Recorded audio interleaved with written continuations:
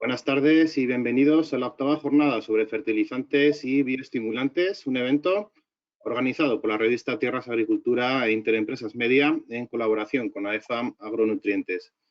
La jornada de este año tiene como lema biofertilización, no basta con abonar las plantas, hay que gestionar el suelo de forma sostenible. Y es que hoy en día no es suficiente con alimentar los cultivos, hay que empezar a gestionar el suelo de forma sostenible, como un espacio vivo en el que interactúan microorganismos y materiales diversos en un ecosistema frágil que es imprescindible vigilar, conocer y preservar, porque es el patrimonio fundamental de cualquier explotación agrícola.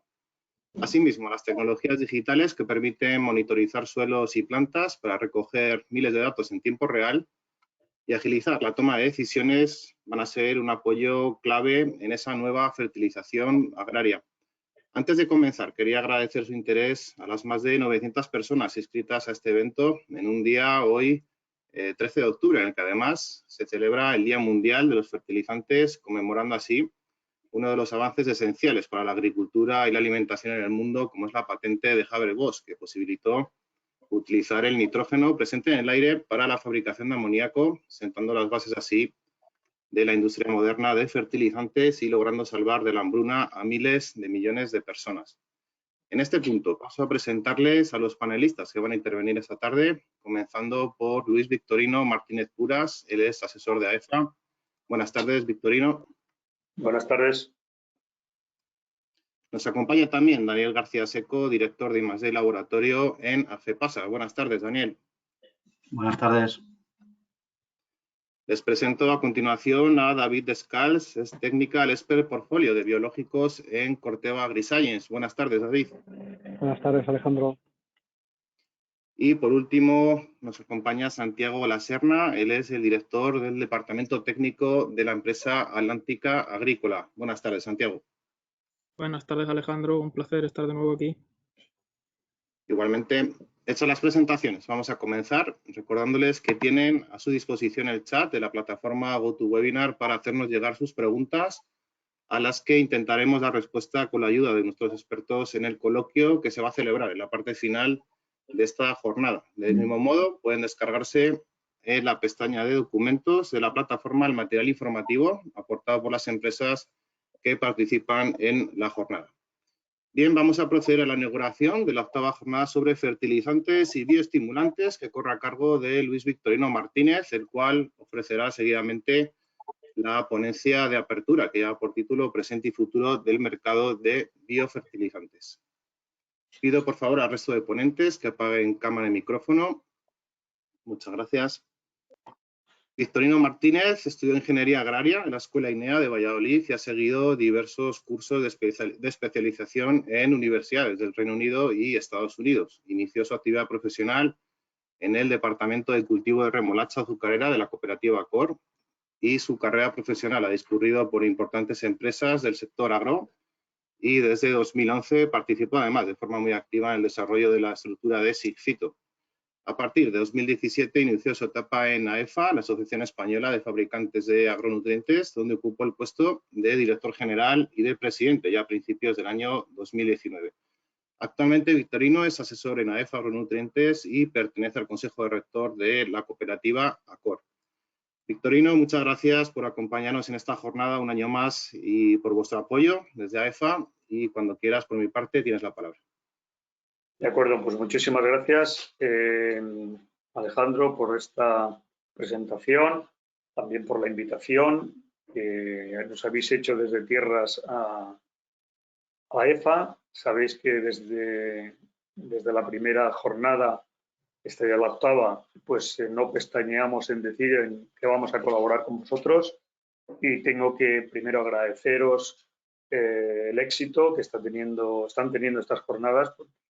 Bueno, año tras año, evidentemente, no solamente aumenta el número de asistentes, sino también el interés y, sobre todo, yo diría la buena performance, si me permitís la palabra inglesa, que hacen todos los ponentes. Es decir, estamos operándonos en las ponencias de productos que en algún caso podríamos verlas como futuristas, pero que ya son presentes, es una realidad, fruto de la investigación de la mayoría de las empresas especialmente que conforman a EFA, ¿no? Por tanto, daros de nuevo, como digo, las gracias y sobre todo,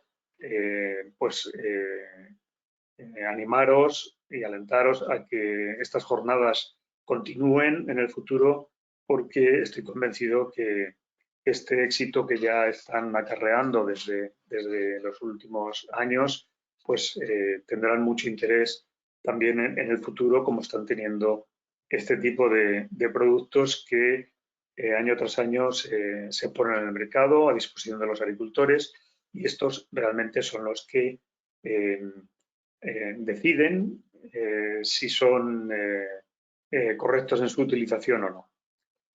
Dicho esto, voy a pasar a la presentación. No tenemos demasiado tiempo y es importante que todos los participantes tengan su tiempo de ponencia y también de posterior discusión en cuanto a las preguntas que pueda haber. Me gustaría hacer, como siempre me habéis oído en alguna charla, algunas reflexiones importantes cara al futuro, ¿no? Que son los recursos de la tierra, la alimentación de la población. Hay un claro cumplimiento con el compromiso del cambio climático en todos los aspectos. También va a tener una gran importancia todos los requisitos de la PAC para el periodo 2023-2027.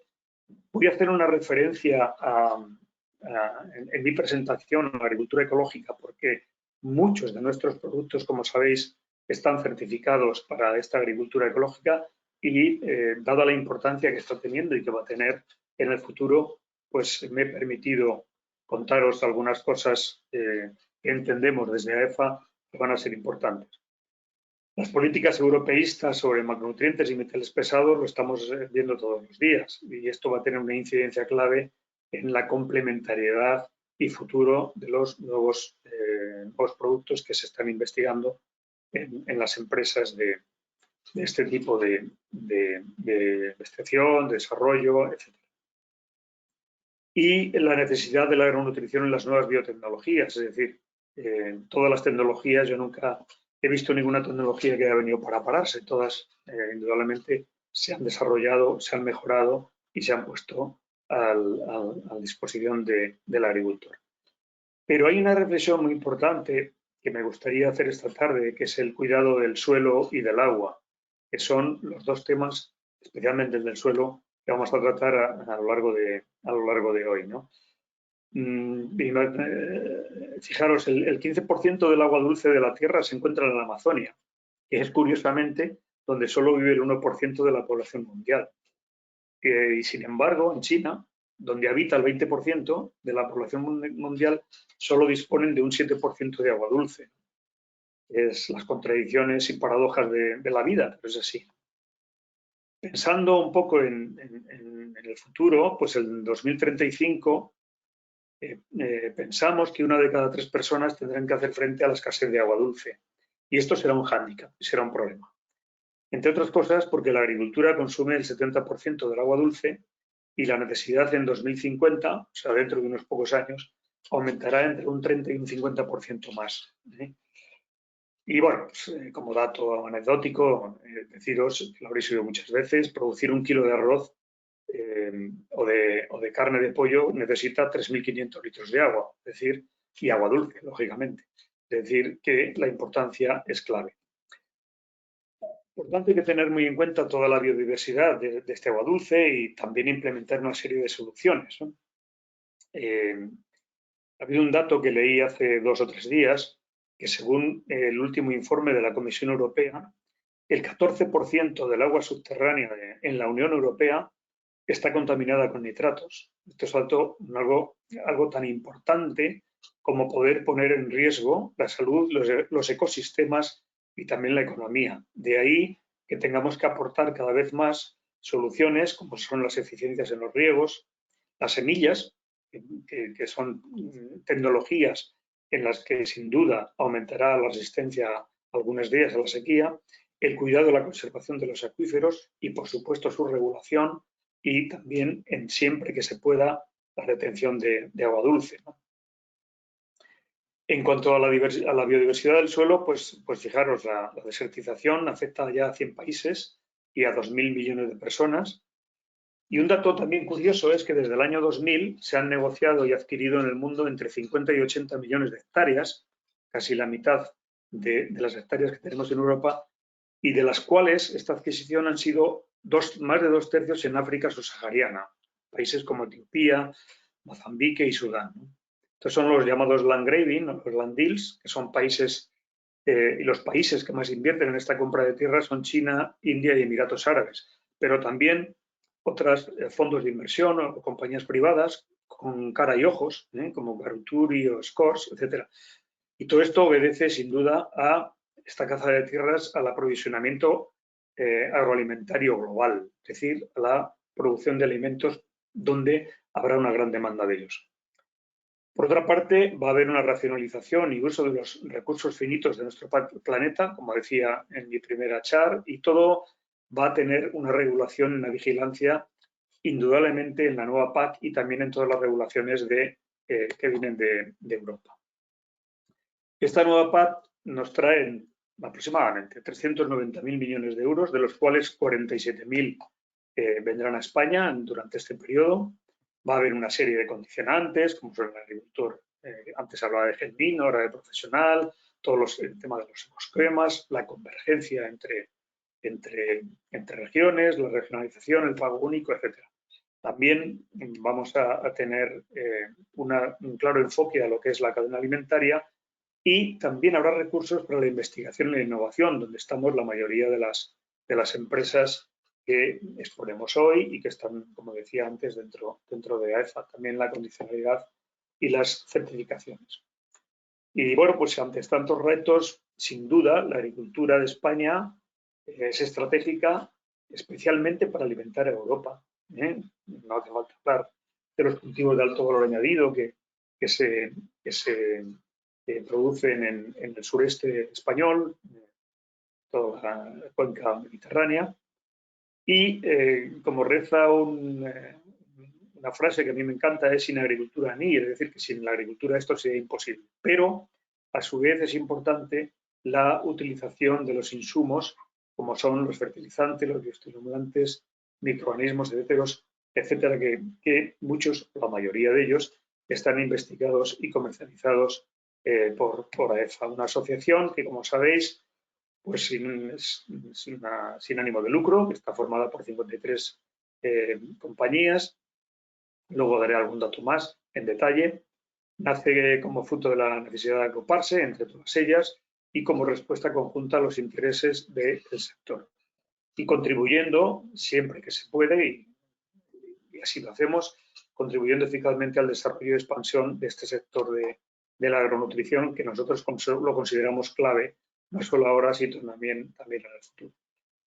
Estas 53 empresas operan en España y en más de 100 países, están constituidas y presentes en toda la geografía española, especialmente en el arco mediterráneo, y tienen una gran capacidad en cuanto a investigación, en cuanto a desarrollo, también todo lo que son ensayos de campo, etcétera. Aquí tenéis, y también en la página web podéis ver todas las compañías que están asociadas y, por tanto, dando o queriendo desarrollar el título de mi ponencia, que era la de el presente y futuro del mercado de los agronutrientes y de los productos especiales, pues os voy a dar algunos datos que sí podemos publicar y que entendemos que es importante ponerlos en valor para que todo el mundo vea lo que es esta industria europea de fertilizantes, ¿no? Y de bioestimulantes. Pues tiene una gran importancia. Fijaos, en el 2015 las ventas alcanzaron 578 millones de euros en Europa y tienen un crecimiento anual entre un 10 y un 12%. Hay más de 200 fabricantes en Europa. Y un dato curioso, también para contribuir y permitirme que repita lo de poner en valor, que el 75% de estas empresas de fertilizantes están localizadas en zonas rurales o ciudades pequeñas. Esto, de alguna manera, contribuye a llenar espacios donde hay que poner vida y hay que poner habitantes, ¿no? Bien, el mercado o las ventas de agronutrientes en el año 2020, si os fijáis, alcanzaron 542 millones de euros frente al año 19, que fueron 522, es decir, aumentó en 22 millones de euros, y de estos el 60% corresponden al importe de las ventas nacionales y un 40% a las ventas internacionales. Es decir, hay una clara expansión de todas las compañías que comercializan este tipo de productos en una clara expansión.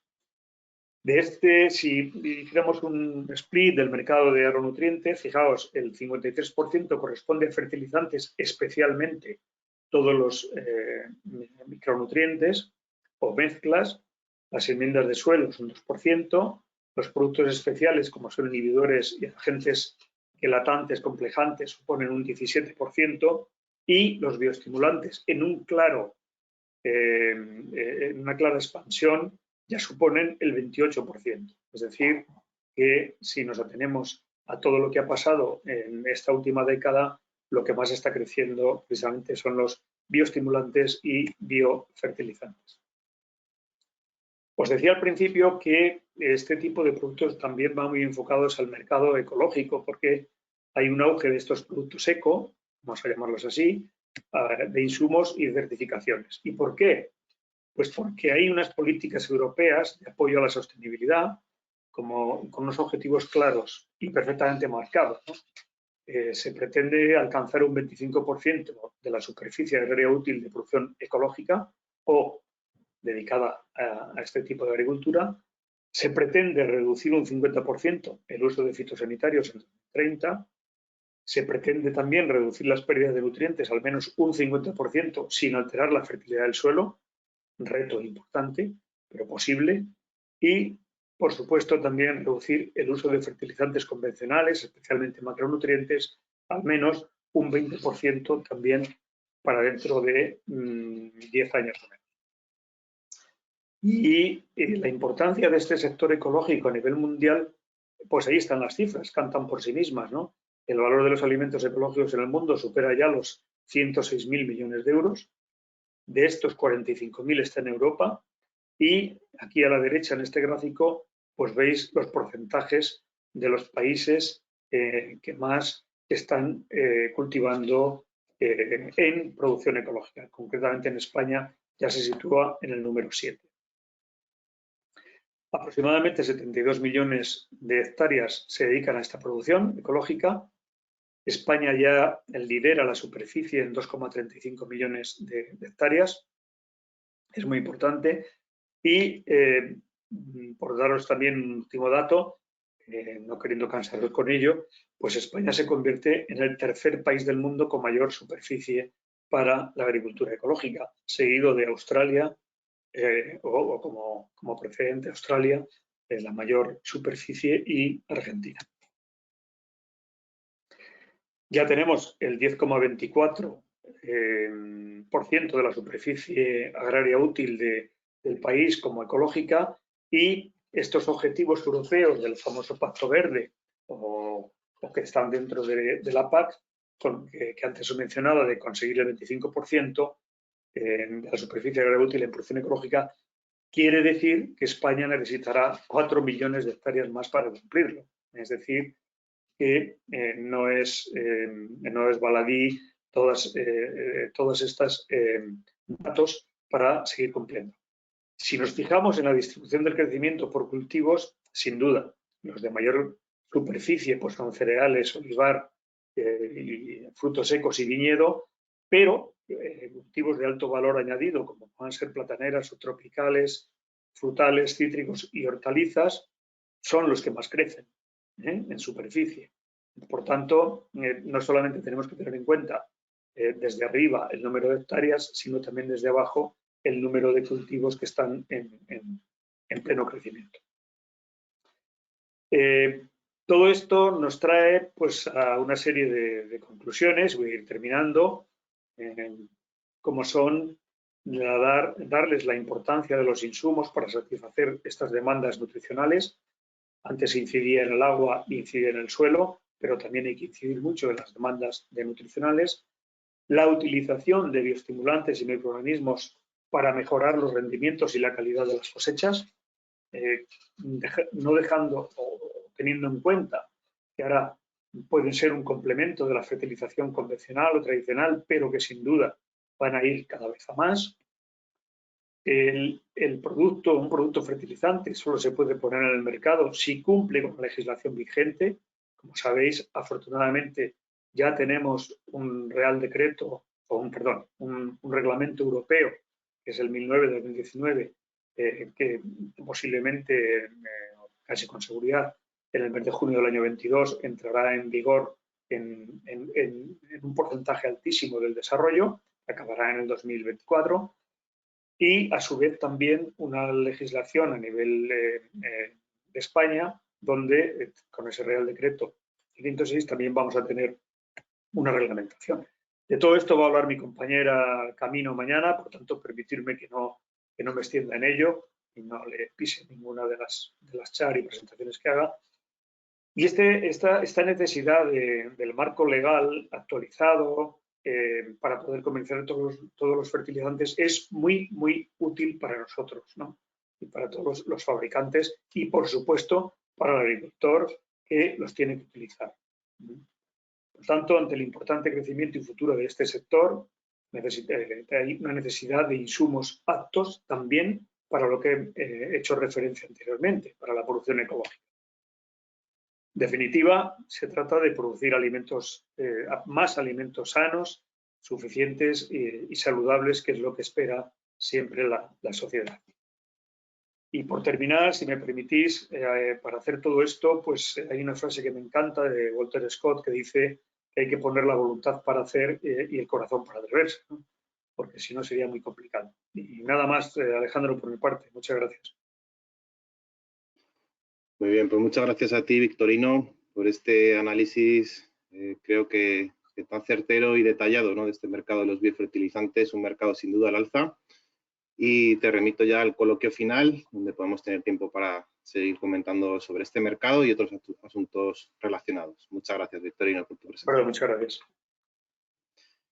Pasamos, por tanto, a la segunda de las intervenciones previstas para el día de hoy. Recordarles que esta es una doble jornada en esta primera sesión y mañana jueves tendrá lugar la segunda sesión, como adelantaba Victorino, con la presencia de Camino García, otra integrante de AEF Agronutrientes. Pero de momento seguimos adelante en esta primera sesión de la octava jornada sobre fertilizantes y bioestimulantes, con la intervención a cargo de Daniel García Seco.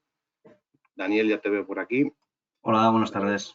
Muy buenas tardes. Daniel es doctor, ingeniero agrónomo y máster en biotecnología agroforestal. De sus 14 años de trayectoria profesional, ha dedicado una buena parte de sus esfuerzos al estudio de las relaciones planta-microorganismo con el objetivo de desarrollar bioestimulantes, biofertilizantes y biopesticidas basados en microorganismos beneficiosos. Parte de este trabajo lo ha presentado en más de 20 comunicaciones en congresos y más de 12 artículos publicados en las mejores revistas científicas. En la actualidad, Daniel García Seco es el director del Departamento de I+D y Laboratorio de AFEPASA. Nos va a ofrecer esta tarde su presentación, que lleva por título ¿Qué es la transcriptómica? Tecnología para demostrar el modo de acción de los bioestimulantes. Así que, Daniel, cuando quieras tienes la palabra. Muchas gracias. Gracias. En primer lugar, pues agradeceros a Tierras Agricultura y a EFA la buenísima organización de este congreso. Y bueno, pues quería empezar un poco la charla sobre qué es la transcriptómica. Antes de empezar, pues voy a ver muy rápido contar quiénes somos en AFEPASA. Somos una empresa PYME de Tarragona, producimos y comercializamos y desarrollamos bioestimulantes, fitosanitarios y productos para la nutrición vegetal, sobre todo basado en el azufre, pero no solo en ello. A nosotros es muy importante la sostenibilidad, no solo desde el punto de vista medioambiental, que obviamente también, sino también desde el punto de vista del buen gobierno, la economía, aspectos laborales y aspectos sociales. De hecho, nos han dado este año la medalla de oro de EcoVadis a la empresa sostenible. Y bueno, pues sin más dilación, voy a empezar a hablar de lo que es la transcriptómica, pero para ello voy a hacer una pequeña introducción muy rápida de lo que es el ARN, ¿vale? Supongo que la mayoría de vosotros lo sabéis, pero vamos a hacer una pequeña introducción para recordarlo. Digamos, esto es una célula, aquí lo que podéis ver en este vídeo, concretamente es una célula animal, pero nos vale para el ejemplo. Dentro del núcleo están los cromosomas y dentro de los cromosomas está el ADN. Ahí está toda nuestra información que tiene un ser vivo, ¿vale? ¿Qué ocurre? Que aunque esté toda la información, no toda la información es expresada, se expresa en todos los tejidos ni se expresa en todas las situaciones, ¿vale? La unidad genética son los genes, que es un trocito de ese ADN, y lo que nos interesa en este caso, para hablar de la transcriptómica, es solo aquellos genes que se expresan en unas condiciones determinadas. ¿Por qué? Porque en función de lo que le esté ocurriendo a la planta, va a traducirlo el ribosoma y lo transforma en un RNA mensajero. Este RNA mensajero, voy a acelerarlo para no enrollarme, y acabará siendo, a través de diferentes modificaciones, se acabará transformando en lo que es gracias al ribosoma, lo que es diferentes aminoácidos y acabará siendo una proteína, ¿vale? Y acabará siendo todo lo que es el ser vivo, en este caso una planta, pues acabará reaccionando frente a un atacante, frente a un estrés, etc. Bueno, ya he recordado lo que es esto del ARN, todo el mundo nos suena. Vamos a ver para qué, en este caso, cómo podremos aplicar el ARN, el estudio del ARN a los bioestimulantes. Pues lo podremos aplicar gracias a las técnicas transcriptómicas. Esta palabra tan rara es una palabra relativamente nueva, que tiene menos de 20 años, pues se definió en el 2002 como el estudio del conjunto de ARN expresados en un tejido dado en unas condiciones determinadas. Es decir, en un microorganismo podemos coger toda la información que se está expresando en un momento dado y compararlo frente a otro tratamiento en este caso, ¿vale? ¿Qué técnicas hay para estudiar este transcriptoma? Pues tradicionalmente están los microarrays, que es una plaquita pequeñita donde hay donde se ha colocado para cada especie trocitos de ADN, ¿vale? Pero ahí no tienes todo. Ahí tienes una gran parte del ADN, pero no todo. Después tienes, de hecho los microarrays ya están obsoletos gracias a este RNA-seq que voy a hablar ahora. Después tenemos el RT-qPCR, con eso podemos analizar genes en particular. Pues analizar un gen y pues estudiarlo mucho ese gen. Pero claro, si estamos hablando de 20.000, 30.000, 40.000 genes, se queda mucha información y es muy complicado hacerlo en más de 10 o 20 genes, ¿no? Y después tenemos, el 3' race y el 5' race, que es para identificar un gen y después ver su expresión. Y después viene la tecnología de la que vengo a hablar aquí, que es el RNA-seq. Aquí, gracias a esta información, gracias a esta tecnología, lo que podemos hacer es identificar absolutamente todos los genes que se expresan en unas condiciones dadas en un tejido determinado. ¿Y por qué utilizamos el RNA-seq? Que es la tecnología más avanzada para conocer el modo de acción de un producto en la planta, en un cultivo determinado. ¿Por qué aún no está generalizado su uso en el mercado? Porque es una tecnología muy compleja, porque tiene ciertas dificultades, como la toma de muestras. Tú en cuanto tomas una hoja, en cuanto tocas una hoja, ya estás modificando ese transcriptoma porque la planta reacciona a este estrés. Entonces hay que ser muy rápido para cogerlo y congelarlo inmediatamente. Ahora comentaré un poco de este tema. El tratamiento bioinformático es complicado porque es un big data agronómico, digamos, ahora después comentaré, y porque tiene un coste alto que a veces es difícil de asumir. Para dar un ejemplo de cómo se puede utilizar la transcriptómica y el RNA-seq en la agricultura, pues hicimos uno de los experimentos, que voy a explicar, uno de los experimentos que hicimos, que fue gracias a la aplicación de uno de nuestros bioestimulantes, que es Triumphalis, y lo aplicamos en un viñedo, ¿vale? Triumphalis, pues, es un producto que tiene gran cantidad de aminoácidos libres, triptófano, glicina, lisina, es de alta calidad, aminoácidos de alta calidad, betaína, tiene azufre Sultec y tiene diferentes compuestos que le hacen que sea una combinación perfecta, ¿no? entre aminoácido, betaína, NPK y Sultec. Es un bioestimulante para recuperar la planta de un estrés. Y bueno, pues es muy completo y especialmente porque como toda la gama Sultec pasa, pues metemos este azufre microbiológico especial, ¿no? Entonces, ¿qué quisimos hacer? Pues demostrar no solo que mediante ensayos agronómicos ya se ha visto que funciona, sino que cómo funciona, ¿no? Cuál es su modo de acción, ¿no? ¿Qué hace en la planta, qué hace dentro de la planta para saber qué hace? Entonces, pues nos fuimos a Murcia, teníamos un colaborador, Jorge Piernas, la bodega Jorge Piernas, bueno, aquí vienen las características del ensayo ecológico, con formación en vaso. Y bueno, pues aplicamos Triumphalis con dos aplicaciones, separadas entre 20 y 30 días. Aquí podéis ver fotos de la primera y la segunda aplicación, nuestro compañero Guillermo Vázquez, responsable de ensayo de Café Pasa. Hicimos el muestreo, como comenté anteriormente, es muy complicado el muestreo porque para hacerlo seriamente, claro, entonces lo que tuvimos que llevar el nitrógeno líquido hasta el campo, cosa que tiene su complicación logística. Y bueno, pues lo hicimos mediante Illumina, una tecnología Illumina. ¿Y qué obtuvimos después de toda esta secuenciación y tratamiento de las muestras? Pues obtuvimos un Excel gigante, para que os dé la idea, de casi 18.000 filas, con todas las características de cada uno de los genes que se estaban expresando en cada una de todas las muestras. ¿Qué ocurre? Es tantísima información que a veces los árboles no nos dejan ver el bosque. ¿Cómo analizamos este Big Data agrícola? Pues cuando tú tienes un bosque, pues necesitas diferentes herramientas para ver la idea más completa de ese bosque, ¿no? Pues nosotros hicimos un poco igual con este estudio, ¿no? Entonces usamos diferentes herramientas bioinformáticas, nos enseñaban, digamos, diferentes puntos de vista de los diferentes mecanismos y poder visualizarlo de forma mejor. Y de esta forma conseguiríamos una visión global del efecto de este producto, concretamente Triumphalis, del efecto de este producto Triumphalis en la planta, concretamente la vid.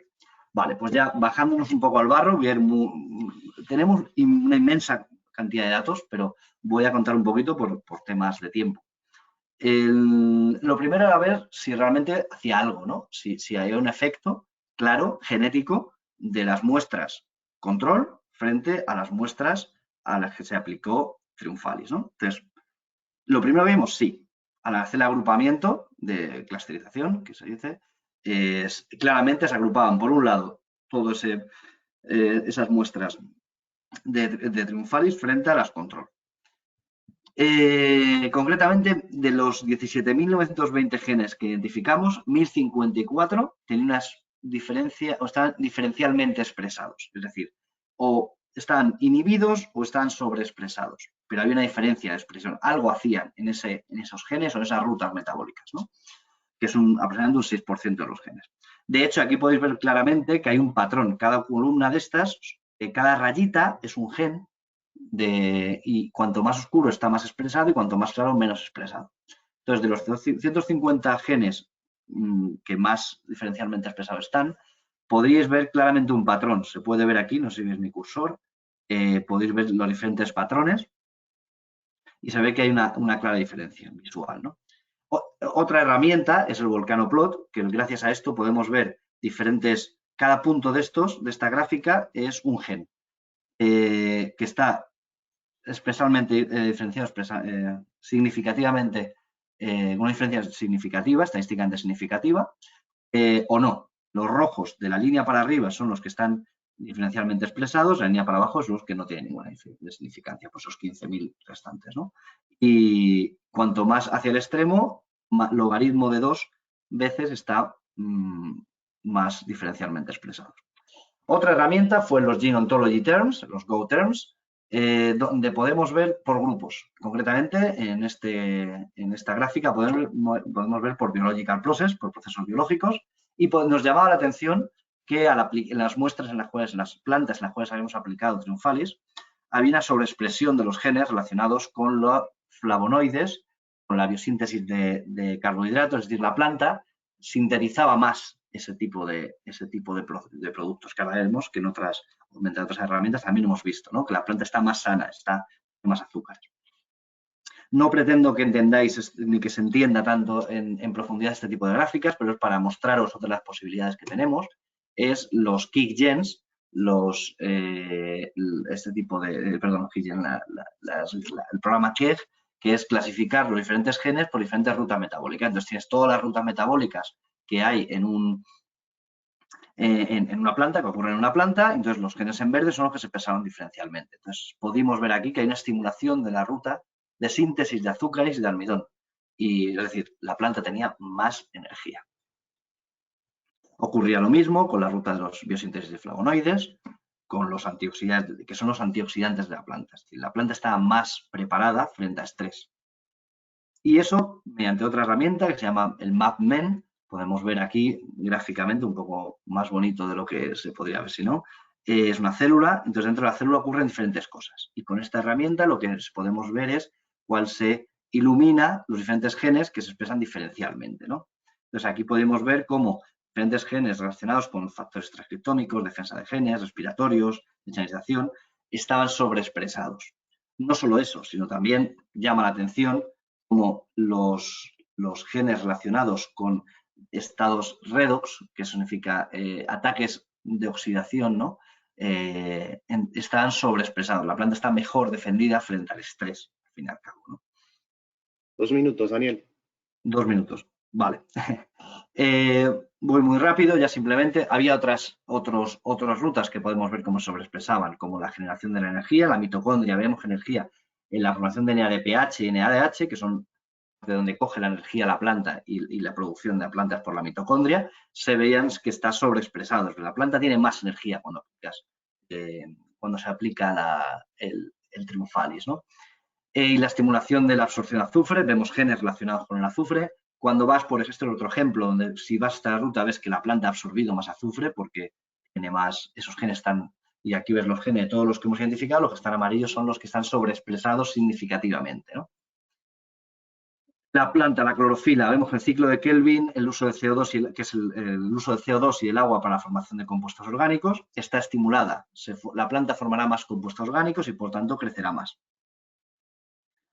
Pero también hay cosas que se sabía, porque si aplicamos una gran cantidad de aminoácidos libres muy absorbidos por la planta, obviamente el metabolismo de ese nitrógeno, pues la aminoácidos son nitrógeno al fin y al cabo, tiene gran parte de nitrógeno, pues se incrementará, ¿no? Entonces veíamos como la nitrato reductasa concretamente y la glutamina, que forman parte del metabolismo del nitrógeno de la planta, estaban sobreexpresados.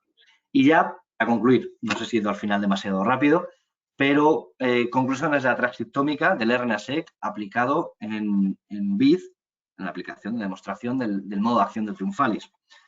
Pues que el triunfalis tiene un efecto bioestimulante en la viña, hay una estimulación de la ruta de carbohidratos, concretamente en el ciclo de Calvin, hay una movilización de defensas contra estrés biótico y abiótico, es decir, la planta está más fuerte al fin y al cabo.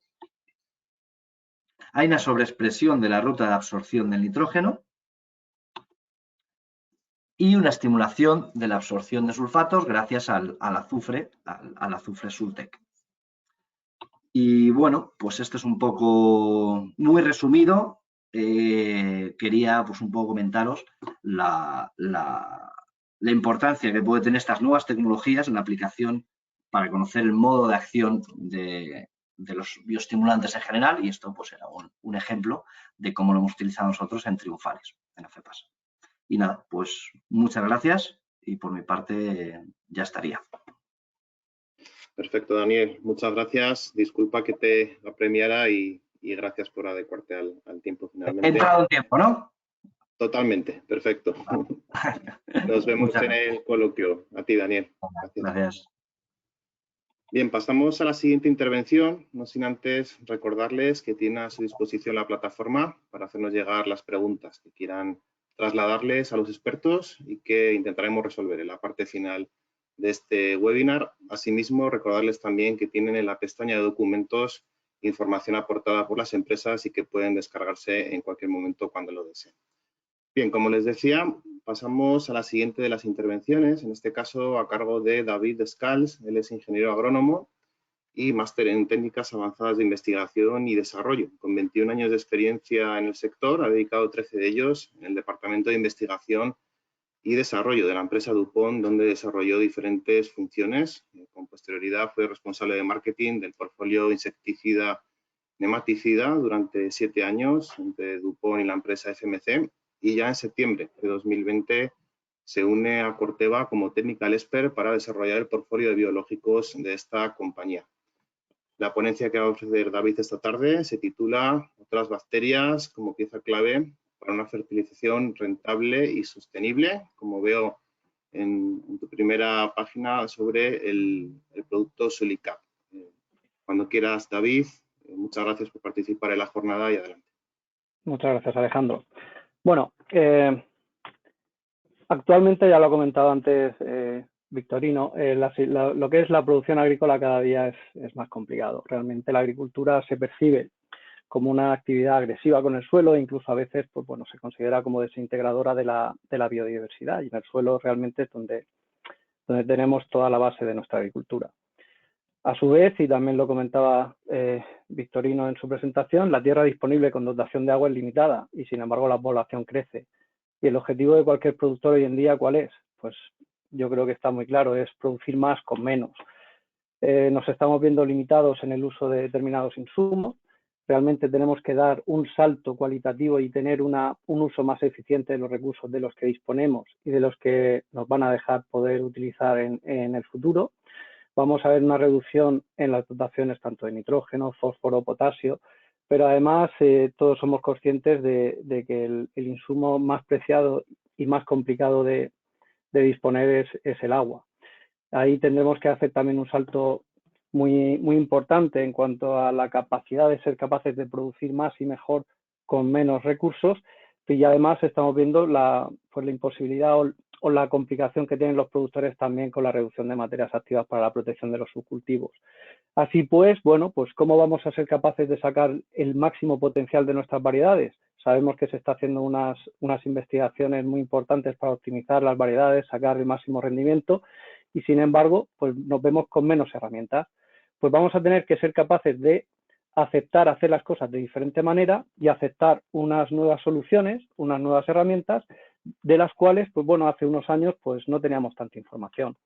Nosotros en Corteva hemos creado una línea nueva de negocio en la cual, pues bueno, creemos que tenemos una tecnología que se está diferenciando claramente. Nos estamos orientando a un manejo pues, sostenible de elementos muy importantes de la agricultura, como puede ser el nitrógeno, en el cual tenemos ya 3 herramientas, como es Instinct, que es un inhibidor de la nitrificación del nitrógeno.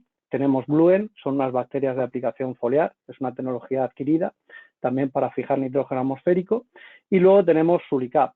Sulicap, si los leemos al revés, de derecha a izquierda, pues vemos que pone Bacillus. Es una nueva tecnología a base de bacterias, la cual pues tiene una serie de diferenciaciones con respecto a otros compuestos, y lo vamos a ir viendo.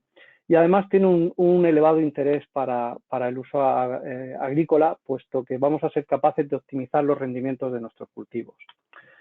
Sulicap se compone de 4 cepas de Bacillus, las cuales pues, son claramente diferenciadas. Tenemos Bacillus licheniformis, Safensis, Pumilus y Belecensis. Cada una de ellas tiene una serie de características. Los Bacillus, pues cada una de estos Bacillus tiene una serie de características como son tener capacidad de fijar nitrógeno, otras tienen capacidad de solubilizar fósforo, potasio y producción de auxinas. Estas bacterias se aplican a través del sistema de riego, las incorporamos con agua y se van moviendo hacia el sistema radicular, se van a situar alrededor de la rizosfera y se van a meter dentro de las raíces. Se introducen en el interior de las raíces de la planta e incluso son capaces de moverse por dentro de la planta y eclosionar en el envés de las hojas, como aquí veis. Cada una de estas cepas nosotros la hemos seleccionado por una serie de características y vais a ver el porqué. Aquí veis cada una de las cepas que componen Sulicap y vemos cómo el poder ¿por qué hemos elegido el Bacillus licheniformis? Muy sencillo, porque es una bacteria que tiene un alto nivel de fijación de nitrógeno atmosférico en el suelo y además induce en la planta a la formación de auxinas.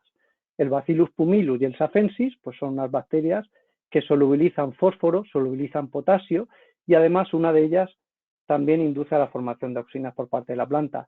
Y el Bacillus belecensis es el que mayor poder de fijación de nitrógeno atmosférico tiene y también induce a la producción de auxinas. Sin embargo, nosotros hemos hecho una mezcla diseñada para obtener el máximo rendimiento, porque si solamente hubiésemos elegido las bacterias que fijan nitrógeno, tendríamos una descompensación entre la parte aérea y el sistema radicular.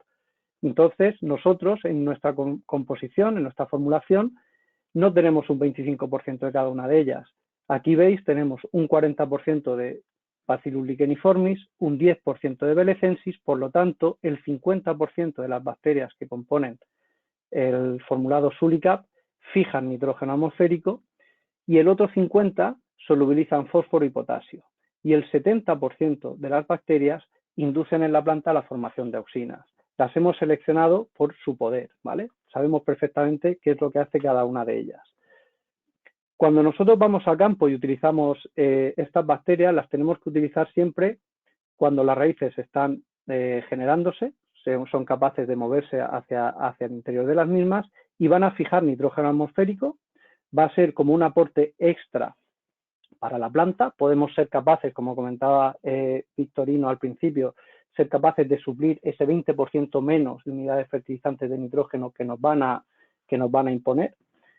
Luego, además, tiene una importancia y es que tiene una actividad activa en una enzima dentro de la planta que lo que hace es que va a descomponer el etileno del interior de la planta, va a reducir el estrés del interior de la planta, vamos a retrasar la senescencia de la planta y ese etileno lo va a transformar en amonio que lo va a utilizar la planta para su alimentación. Reduciendo el estrés, la planta es capaz de expresar todo el poder de su genoma. Luego, además, estas bacterias producen sideróforos, que son unas sustancias, unos compuestos que, por ejemplo, en el caso del hierro, un elemento que en la zona mediterránea tenemos bloqueado, pues lo transforma de la forma más 3 a la forma más 2, que es más fácilmente asimilable por parte de la planta. Además, incorporando estas bacterias al suelo, vamos a incrementar esa actividad enzimática del mismo, incrementando la transformación de elementos orgánicos en las formas inorgánicas, las cuales van a ser más fáciles de asimilar por parte de las plantas.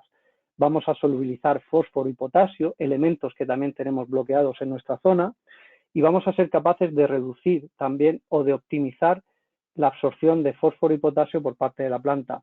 Y luego, mediante la inducción a la producción de auxinas, vamos a conseguir un sistema radicular más fasciculado, con mayor cantidad de pelos absorbentes, por lo tanto la planta va a ser capaz de tomar agua y nutrientes más fácilmente, reduciendo la energía necesaria por parte de la planta para obtenerlos y ser capaces de destinar esa energía a otros procesos de la misma. Con estas bacterias también hemos visto que al situarse en la zona de las raíces son capaces de generar un biofilm que tiene un pH ácido, el cual pues impide o bloquea la entrada de hongos patógenos al interior de las plantas, de las raíces, en este caso pues enfermedades de cuello. Estas bacterias, cuando están en presencia de otros organismos que podemos encontrar de manera natural o incluso de manera inducida, pues hacen una serie de estructuras que son muy curiosas. Antes os he enseñado la forma que tenían nuestras bacterias, que es esta blanca, y fijaros que esto es una levadura, una rhodotórula, que está produciendo azúcares en el suelo. ¿Qué es lo que sucede cuando las bacterias se encuentran con un organismo, en este caso con esta levadura? Pues que le insertan dentro de su estructura. No compiten con ella, sino que forman una forma sinérgica que va a permitir aunar los beneficios de los dos organismos que están en el suelo. A su vez, vemos cómo en presencia de pseudomonas, que también son solubilizadoras de fósforo, pues son capaces de generar esas estructuras sinérgicas, convivir las dos y al final la planta tener el máximo beneficio de estos dos tipos de organismos beneficiosos.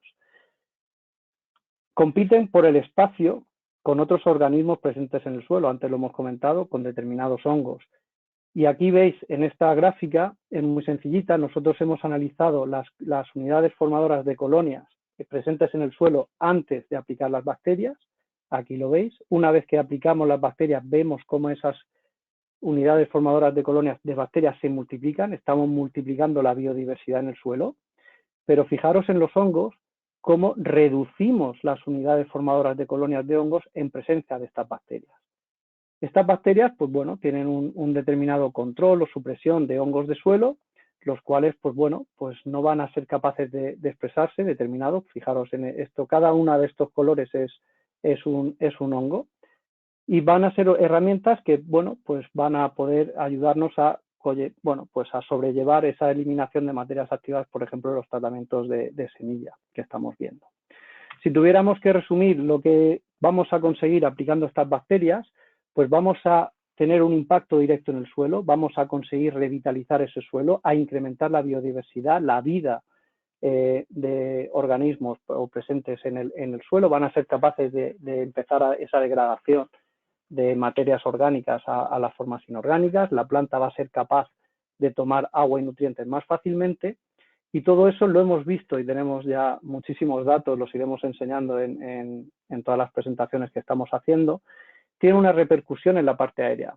Esa energía que la planta ahorra en tomar agua y nutrientes, la planta lo va a destinar a tener una fotosíntesis mucho más eficiente gracias a la producción de sustancias antioxidantes, carotenoides, por ejemplo, sustancias que van a ser claves para que la planta sea capaz de hacer una fotosíntesis más eficiente, ser capaz no solamente de producir más clorofila, digámoslo así, sumando clorofila A y B, sino sumando lo que es, nada más teniendo en cuenta la clorofila A, que es la más eficiente energéticamente. Que una planta tenga más sustancias antioxidantes va a permitir que sea capaz de fijar o de producir más clorofila A, mayor eficiencia energética de cara a la producción de hidratos de carbono.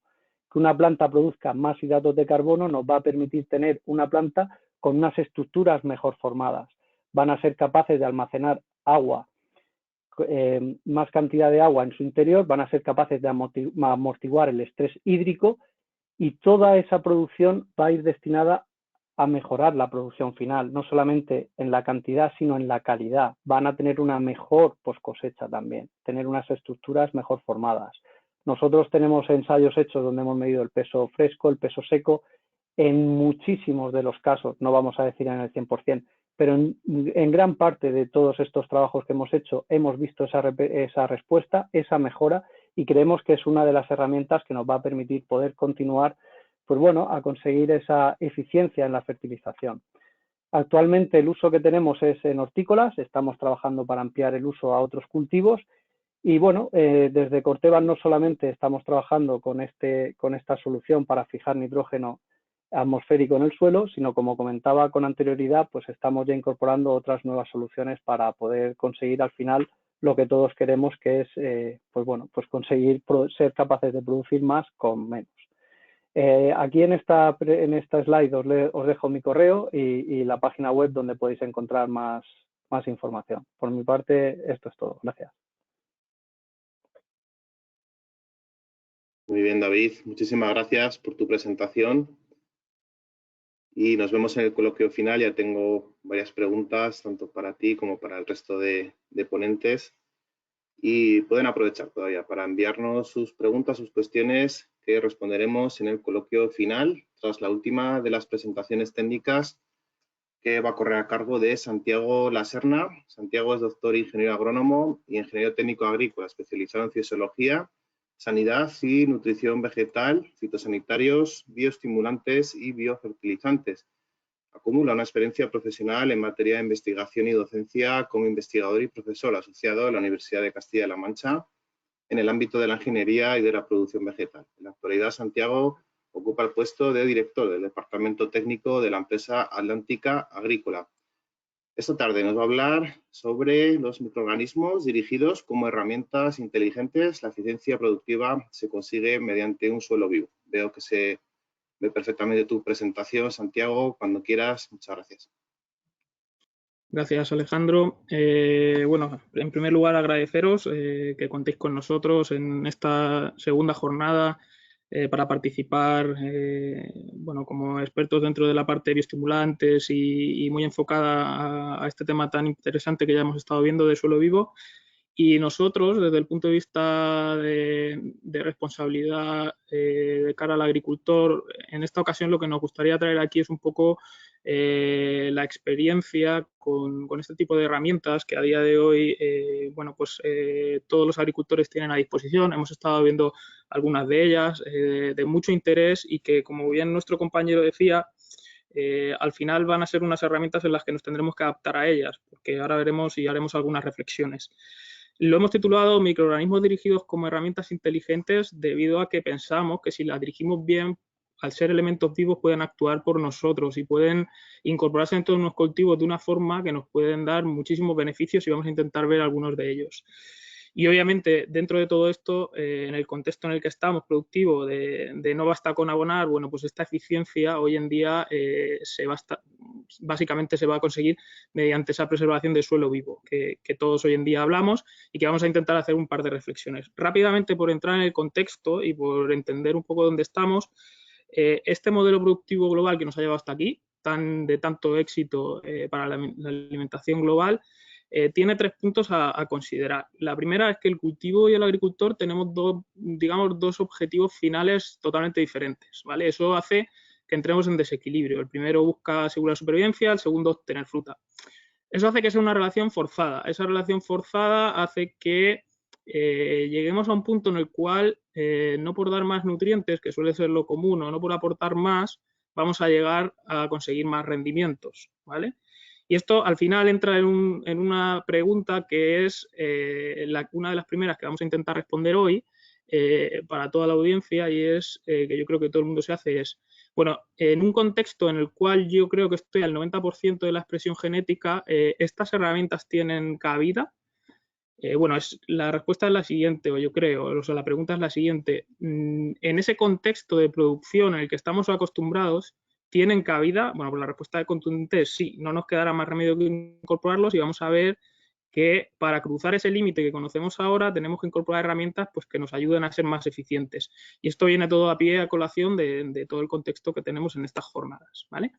De ahí que todos hablemos en suelo vivo y que este sea uno de nuestros lemas de una línea de microorganismos que vamos a intentar descifrar en base a cosas o en base a beneficios, que yo creo que es lo que queremos ver. ¿Cómo podemos implementar esto y qué beneficios podemos repercutir de cara al productor final? ¿Vale?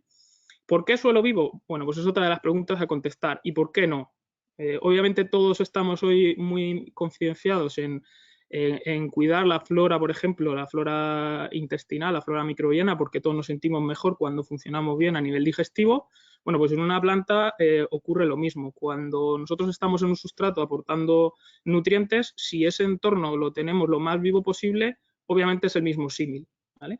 Podemos hablar, y lo voy a hablar aquí, de que estamos incrementando de una forma simbiótica la forma en la que nosotros tenemos de aprovechar los nutrientes para aumentar esa capacidad de aprovechamiento, bien por autodigestión, bien por mayor captación, etcétera. Me gusta hablar, o voy a utilizar un término de microorganismos ABI como microorganismos que los podemos considerar como autónomos, como benéficos y como inteligentes. Y eso inteligentes suena un poco más raro y ahora vamos a intentar entender por qué, porque al final es un concepto que nosotros queremos inculcar, ¿no? Que sean inteligentes hacia nosotros y por eso lo hacemos como dirigidos. A base de lo que ya hemos visto, tenemos varias herramientas, ¿vale? Como resumen, fundamentalmente podemos encontrar herramientas de hongos y herramientas de bacterias, diferentes tipos, diferentes formulaciones. Ya hemos visto que compañeros nuestros lo que buscan y con muy buen sentido es combinar diferentes especies con diferentes objetivos, y eso es un poco también la filosofía que tenemos que entender, que vamos a trabajar por diferentes objetivos. Beneficios que nos van a aportar, obviamente. Un beneficio fundamental es incrementar la eficiencia de absorción, incrementar la eficiencia de captación, incrementar la eficiencia en el aprovechamiento del espacio. Y recordemos que ese espacio donde se desarrollan las raíces, pues es el entorno donde vamos a fertilizar, y lo que queremos es no fertilizar más, sino gastar menos o que sea más eficiente. De ahí que si nosotros tenemos mecanismos que aprovechen mucho mejor esos recursos, vamos a producir más eficientemente. Otras circunstancias que ya hemos visto, y no por no redundar, es esas tolerancias al estrés, esos beneficios que vamos a tener por otro tipo de microorganismos, ¿vale? Que podemos encontrar. O unas inducciones a reguladores de crecimiento, hemos visto anteriormente producciones auxínicas, vamos a ver más tarde otro tipo de cosas. Reducciones o mejoras en los tiempos de floración, es tan importante esto en la producción de rendimientos, ¿vale? Entonces, todos estos aportes, lo que vamos a intentar es traducirlos a una forma práctica a qué puedo conseguir, ¿vale?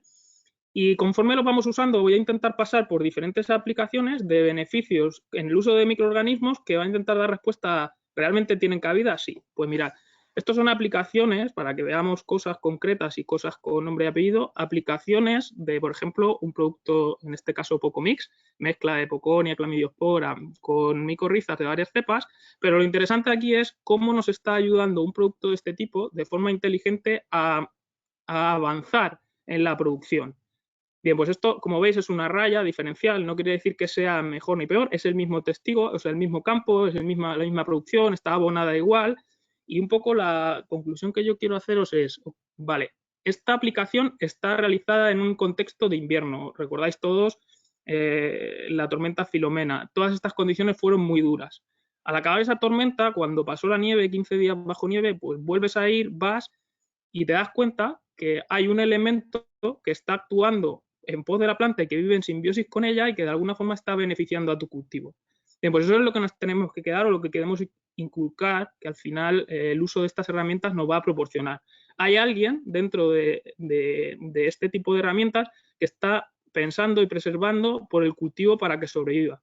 Y esto es así porque vive en beneficio mutuo con ella y tanto a la planta le interesa como al microorganismo le interesa. Manejando bien esto y utilizando bien esto, nosotros creemos que puede ser una herramienta muy importante y al final por eso todos hablamos en clave de suelo vivo y en clave de beneficio. Vamos a pasar por otro de las preguntas que también tenemos. Estas herramientas normalmente se consideran lentas porque necesitan colonización, pero ¿cuánto de lentas son? Bueno, pues fijaos otro tipo de experiencias que podemos realizar. Cultivos de ciclo corto, cuando todos las consideramos cortas, la pregunta es, ¿pero esto va a dar tiempo a que llegue y a anotarse? Pues la respuesta también es sí, ¿vale? Se ve.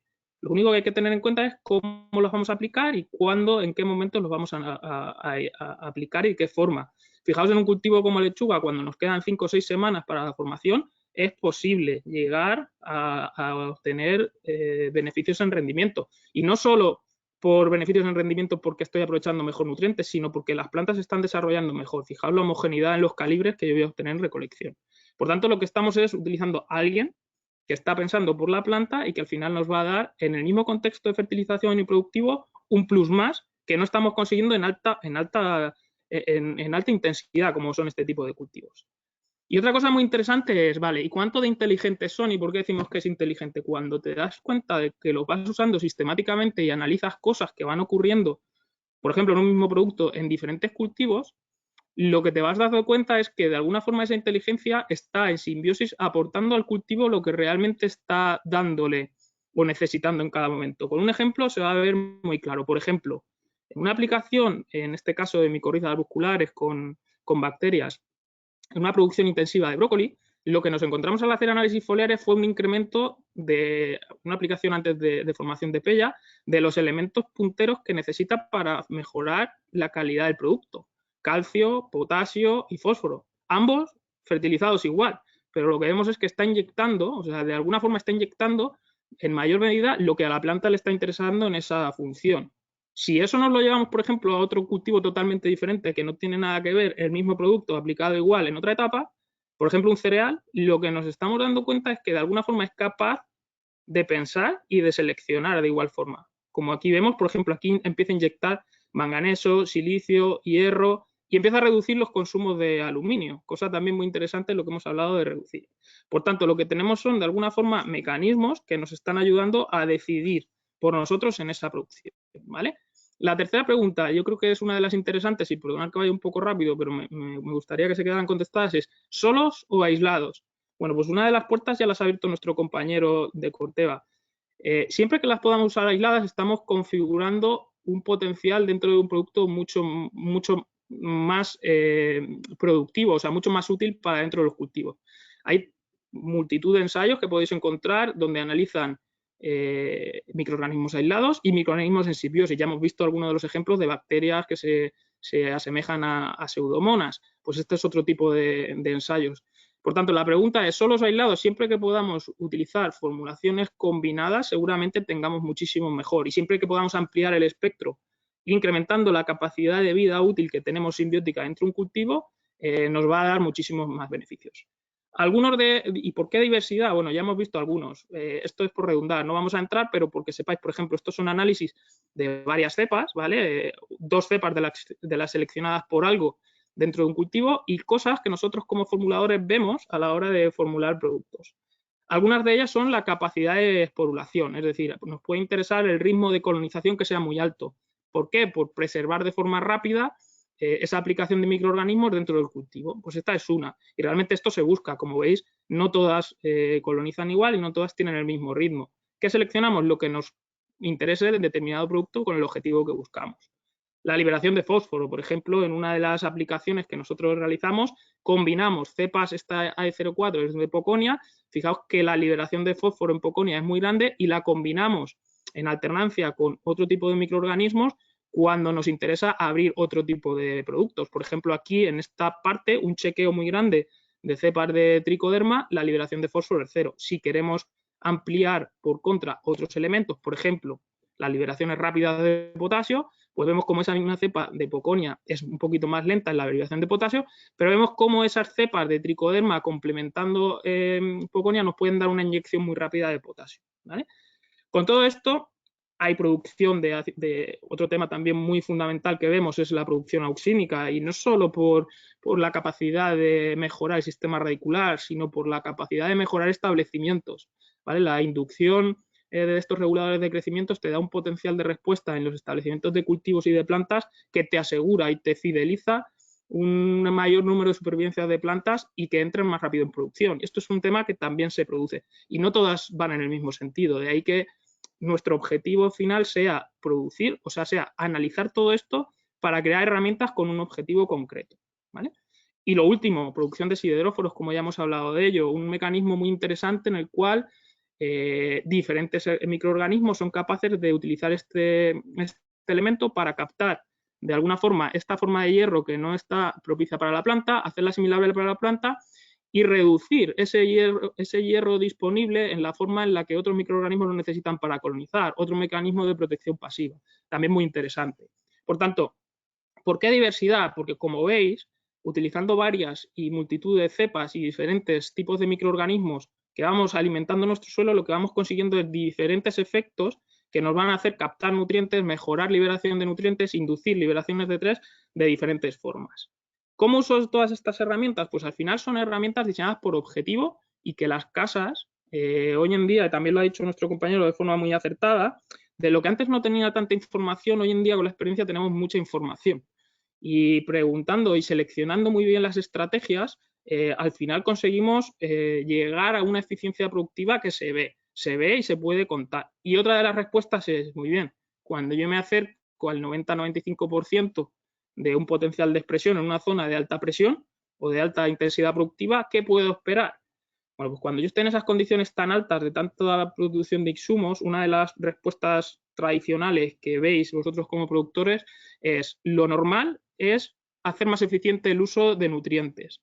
¿Y esto cómo me repercute? Cuando yo estoy en una limitación de espacio, por ejemplo, en un invernadero, lo que yo tengo que empezar a pensar es cuánto yo me puedo ahorrar y al final es coste económico y al final es optimización del uso de insumos, de fertilizantes que nos lo van a limitar, que podemos llegar a estimar, por ejemplo, en etapas tempranas nosotros hemos llegado a estimar hasta un 30%. Esto es mucho aventurarse, pero entre un 10 y un 15% casi todos empezamos a hablar de que podemos empezar a recortar. Si somos más finos podremos subirlo, esa tasa.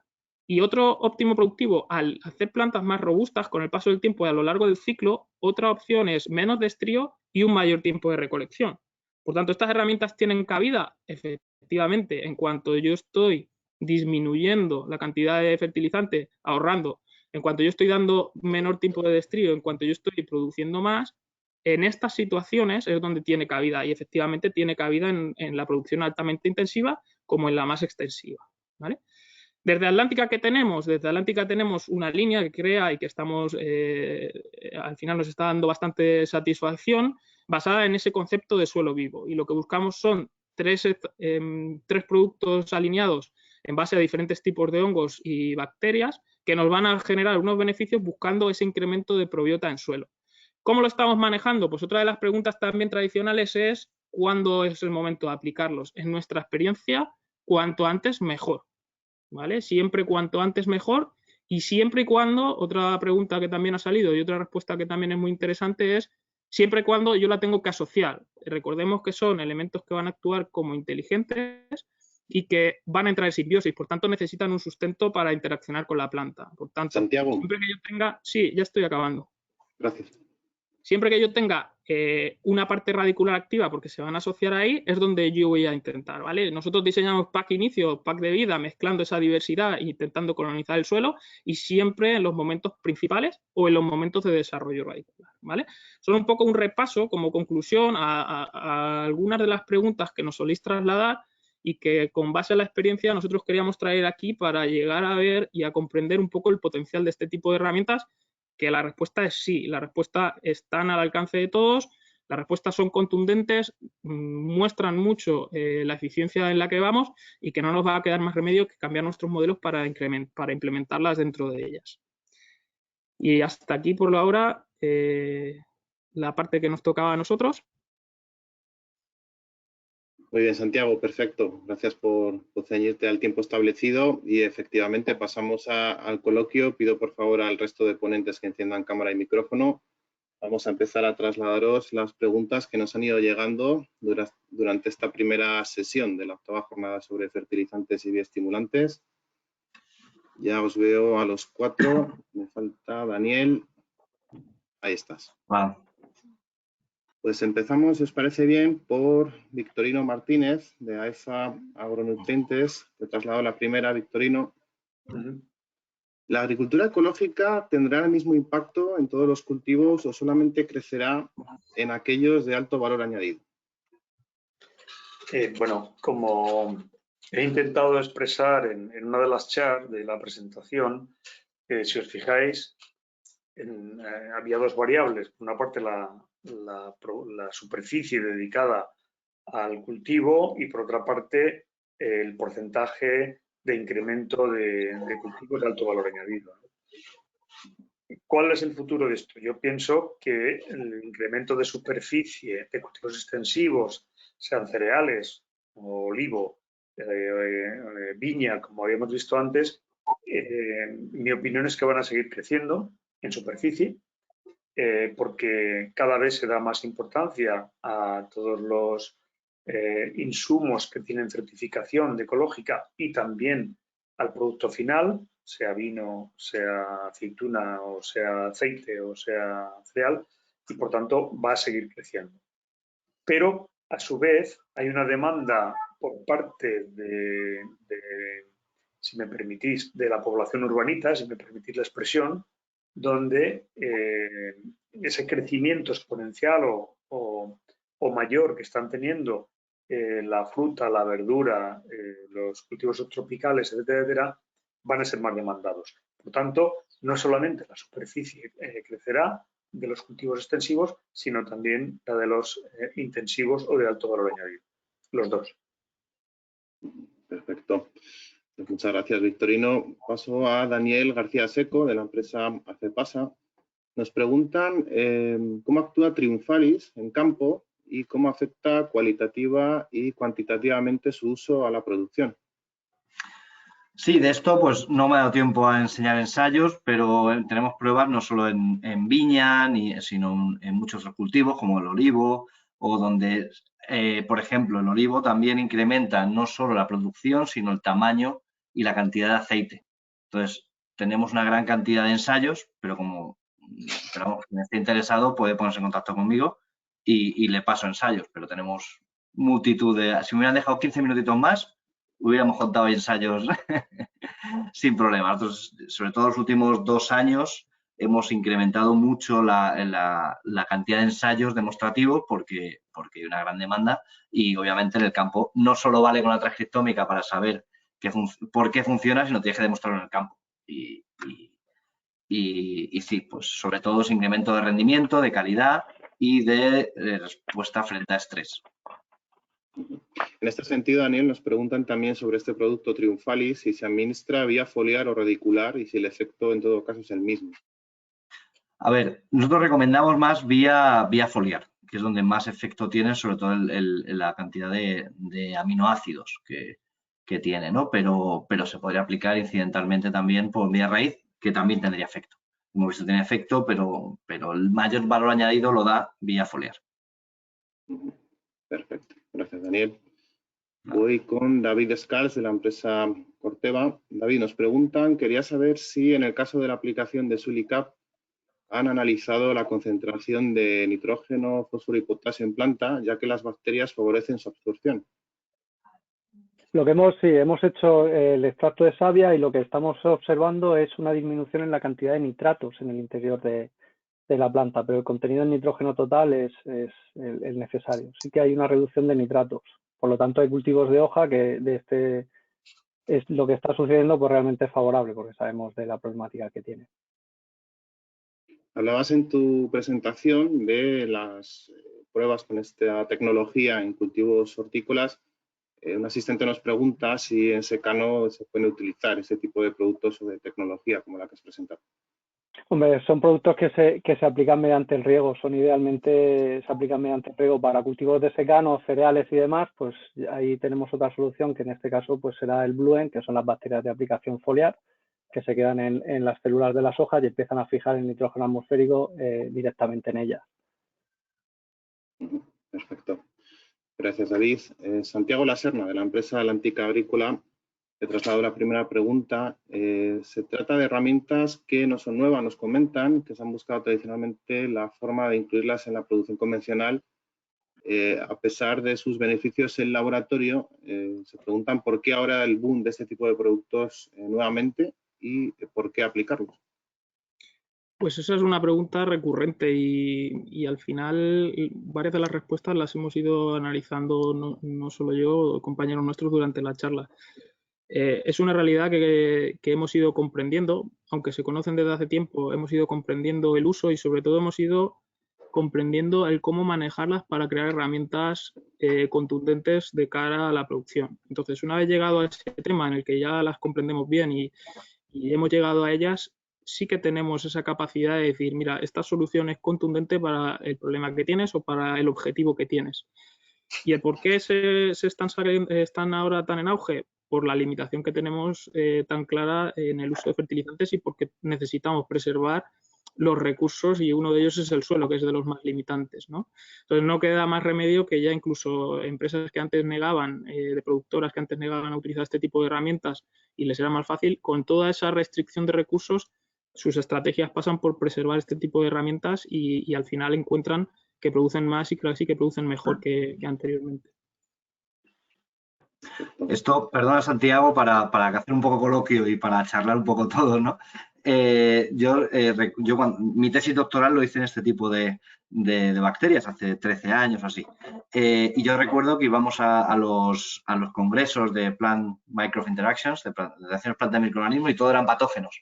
Nadie pensaba que los microorganismos podían ser buenos. Todos pensaban que hay que combatir a los microorganismos, ¿no? Y aunque había ya empresas dedicándose a eso, ha sido ahora más el boom cuando ha habido más, se ha juntado la necesidad con que se ha estudiado más e investigado más este tipo de temas. Entonces, es un momento interesante, ¿no? para este tipo de productos y sobre todo tirar hacia la microbiología del suelo, que es fundamental cuidar del suelo.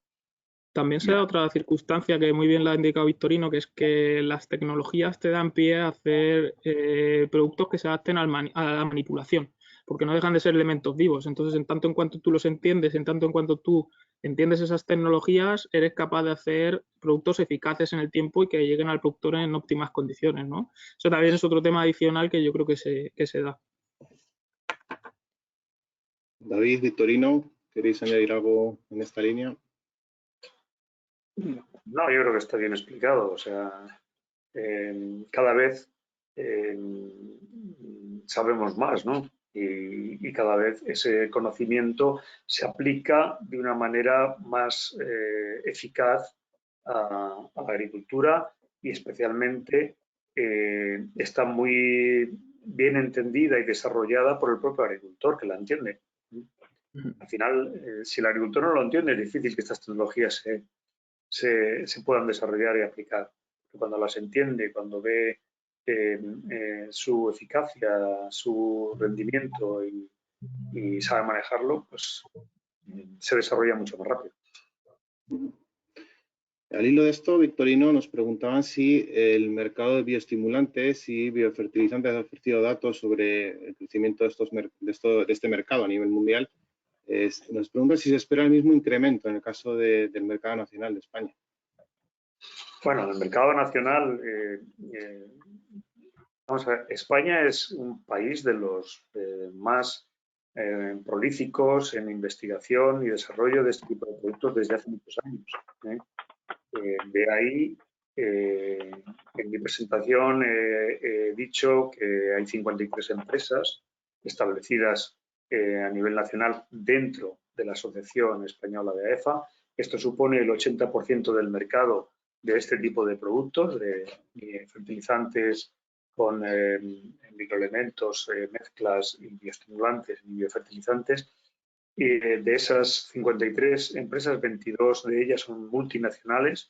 De ahí la importancia que tiene este mercado español para que las multinacionales vengan y se asienten en nuestro país, y el resto son compañías nacionales que se han establecido, pues en el caso de las que están en AEFA hace más de 25 años, puesto que muchas de ellas fueron fundadoras de la asociación.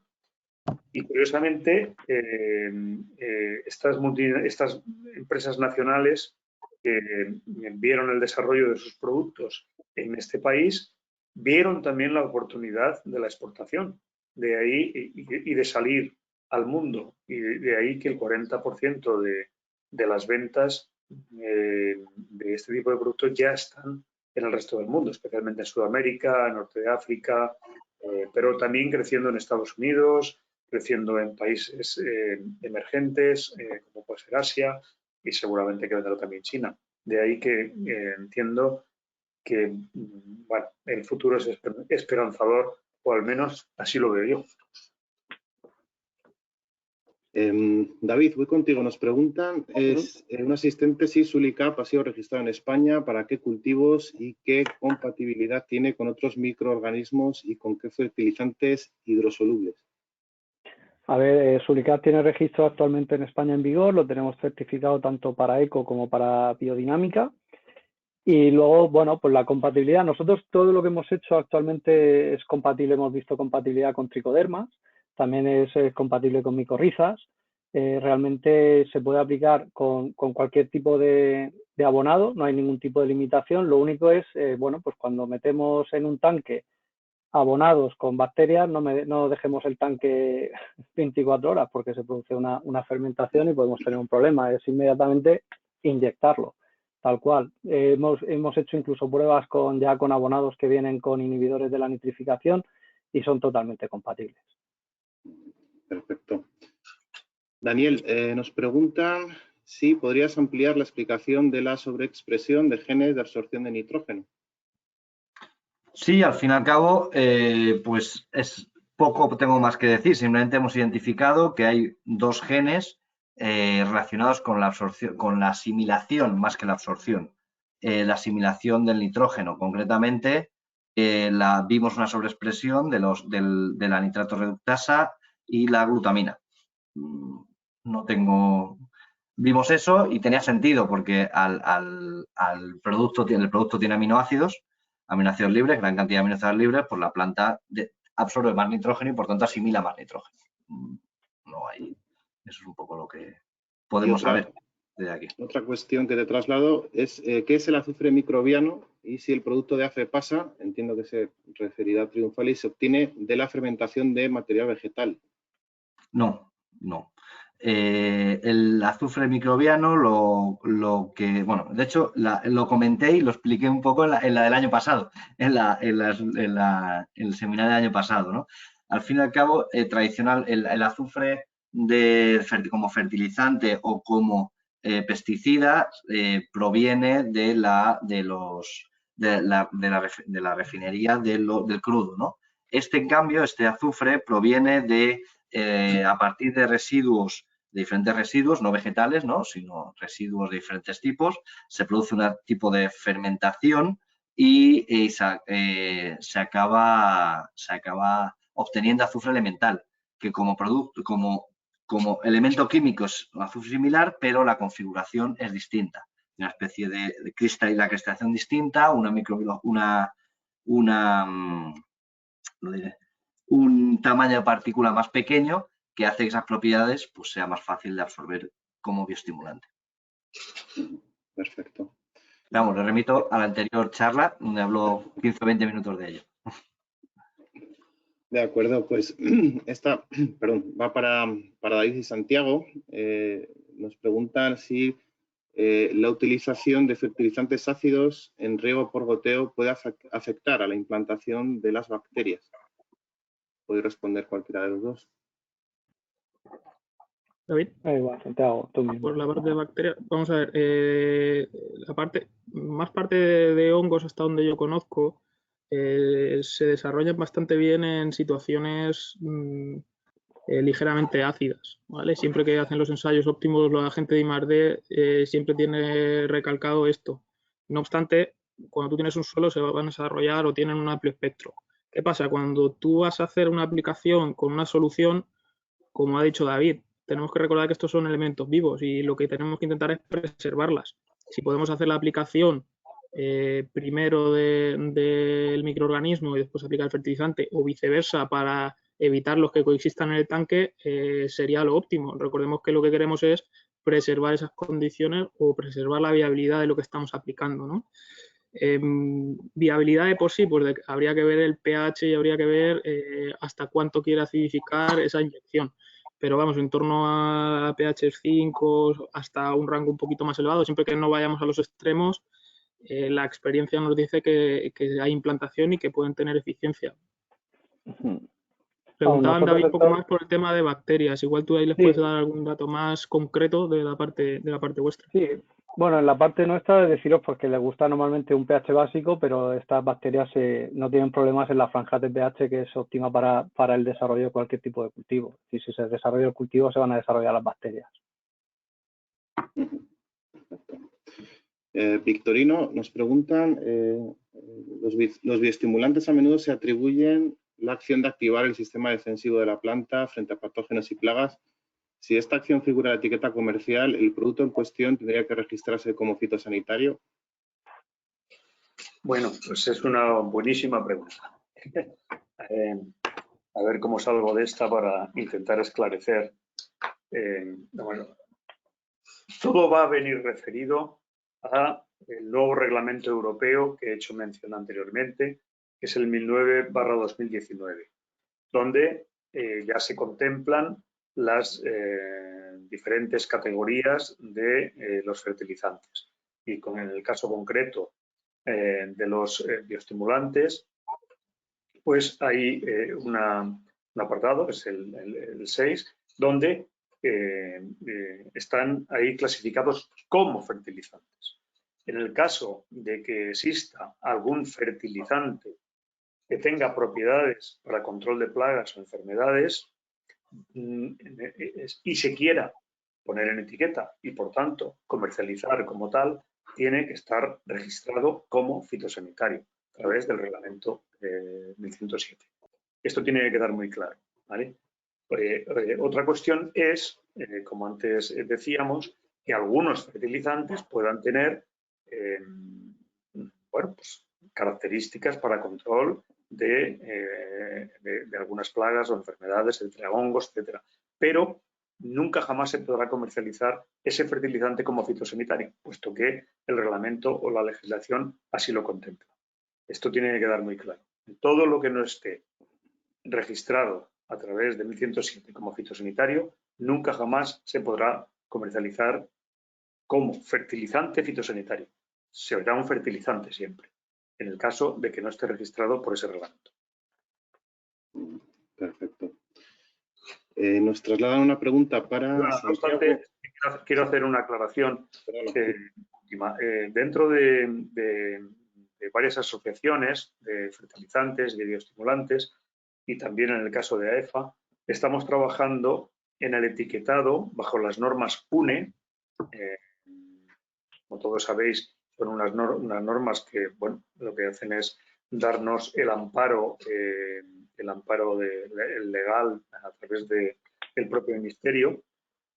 Y dentro de ese trabajo que estamos haciendo de etiquetado, vamos a clasificar todos los productos que actualmente en el mercado, en los futuros, pero sobre todo en el mercado, con un etiquetado que sea uniforme en sus categorías, en cuanto a información, en cuanto a especificaciones, en cuanto a composición, etcétera, etcétera. Por tanto, esto va, digamos, a favorecer o a facilitar, mejor dicho, que el agricultor, cuando tenga que leer una etiqueta, lo entienda a la primera, puesto que prácticamente todas las etiquetas que estén bajo las normas UNE van a ser similares y bajo este criterio. Perfecto. Pues muchas gracias, Victorino, por la aclaración. Voy con Santiago. Nos pregunta si los microorganismos aplicados al suelo permanecen de una campaña u otra o desaparecen al poco tiempo tras la aplicación. Es una buena pregunta y yo creo que es una pregunta que todos nos hacemos. Obviamente, estoy seguro de que persistirán, pero lo que yo creo que está claro es, y uno de los problemas por los cuales yo creo que no se ha acabado de entrar en el pasado este tipo de herramientas, es la concentración en la que ellos están de una campaña a otra, porque tengamos en cuenta que muchos de ellos están viviendo cuando en simbiosis con una planta que está viva, y cuántos de ellos son capaces de entrar en una fórmula, o sea, en una forma, digamos, enquistada, que vaya a perdurar hasta la campaña siguiente o hasta el siguiente episodio. No creo que sea en suficiente concentración. Es decir, van a sobrevivir seguramente, pero lo que a día de hoy nos va a dar la eficiencia es un recuerdo. De hecho, casi con seguridad, conforme la raíz va explorando suelo, conviene hacer algunas aplicaciones de recuerdo para intentar llegar a esa raíz que está activa en ese momento. Por tanto, aunque sobreviva, seguramente si la queremos optimizar y queremos generar un entorno vivo, tengamos que hacer refuerzos de año en año. Perfecto. Una pregunta un poco abierta para todos. Nos dicen si estas tecnologías son costosas de desarrollar, cuál es el precio de mercado, qué cantidad de producto hay que aplicar por hectárea. Yo creo que un poco con el objetivo de dar un poco una idea, ¿no? del coste que puede tener. Me imagino lo que por ahí va el asistente, esta aplicación de estos productos y qué retorno puede obtener el agricultor. Un poco de líneas generales, lógicamente sin entrar mucho en detalle, porque me imagino que por cultivos habrá bastantes diferencias o por tipo de tecnología. Daniel, David, ¿quién se anima? Sí, nosotros en Triunfalis, pues lo que depende mucho de cada cultivo, recomendamos un par de aplicaciones foliares, pues alrededor de 2 litros por hectárea, pero sobre todo, se me ha ido la idea ahora mismo.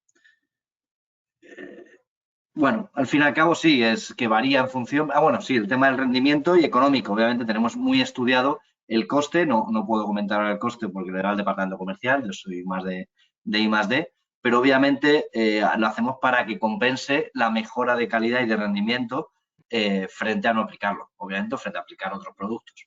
Entonces, ese beneficio está claro, si no, no venderíamos nada, ni tendría sentido el producto, ¿no? Entonces sí que hay un beneficio económico para el agricultor, está clarísimo. Pero sí, esto remito al departamento comercial o me manda un email y yo le paso a mi departamento comercial a los diferentes distribuidores de este producto, en diferentes regiones, tanto de España o del mundo, porque sé que nos ven gente de Latinoamérica, un saludo, y bueno, pues podemos pasar a los diferentes departamentos de comerciales. Yo creo que todas las compañías que estamos sacando soluciones al mercado realmente sabemos que un agricultor no quiere tener un gasto, lo que quiere hacer es una inversión, que cuando hace una inversión en un producto tiene un retorno, y todos nos hemos dedicado a valorar ese retorno de la inversión de los agricultores y queda ampliamente demostrado el beneficio que supone para ellos. Estamos hablando de incluso reducciones o mejoras en la eficiencia de la fertilización, mejoras en la producción, post cosecha, etcétera, y todo eso tiene un valor, un coste, y todas las compañías hemos hecho esa investigación para poner estos productos en el mercado. ¿Queréis añadir algo más, Santiago? Si te parece, yo te hablo un poco de la experiencia nuestra, de cómo lo tenemos planteado. Nosotros trabajamos de la gama que hemos visto de Atlanticel, trabajamos a kilo por hectárea porque pensamos que era una unidad de manejo bastante útil y bastante intuitiva para manejar. Entonces los diseños están hechos hacia kilo por hectárea de referencia. Si bien, como tú dices, depende mucho de cultivo. Nos podemos ir a 1,5 kilos en producciones más intensivas o a 0,75 en producciones más extensivas, incluso a 0,5 en extensivos. Tenemos bastantes aplicaciones.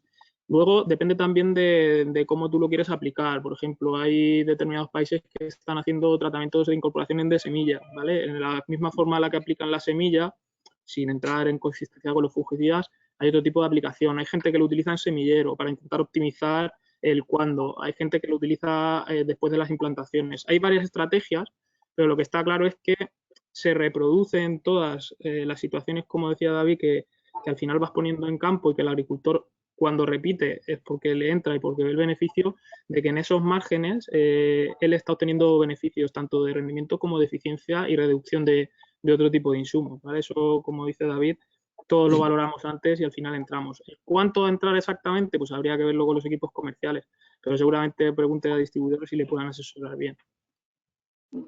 Perfecto. David, precisamente voy contigo, te traslado dos preguntas, una muy concreta de cultivo. ¿Las bacterias son compatibles con cultivos tipo brócoli, donde las tricodermas no llegan a instalarse? Sí, nosotros, vamos, tenemos datos y hemos visto un efecto positivo tanto en repollo como en brócoli y todas las brásicas en general, sí. De acuerdo. La otra pregunta era, ¿la temperatura del suelo se puede especificar mínima para empezar las aplicaciones de bacterias? A ver, con tener una temperatura de suelo superior a 4 sería suficiente, pero también es cierto que a esa temperatura pues las plantas no tienen un desarrollo radicular importante. Sería, si queremos optimizarlo, pues esperar a que la temperatura suba a unos 10 grados, a partir de los cuales pues la planta ya está produciendo esas sustancias, esos exudados que sirven pues para mejorar el enraizamiento y demás. Entonces, para mí, ya te digo, 10 grados de temperatura de suelo sería lo perfecto. Y que David, a 4 grados poca bacteria va a crecerte, ¿no? Correcto, pero a partir de 4 es cuando se pueden aplicar, pero todo es sentido común. Al final, ¿a qué temperatura está la planta rompiendo raíces y demás? Pues a partir de grados, que es la temperatura óptima. De acuerdo. Daniel, nos preguntan explicar la diferencia que has mencionado en tu presentación entre los métodos RT-qPCR y RNA-seq. ¿Qué diferencias son fundamentales o que consideras que hay que explicar un poco?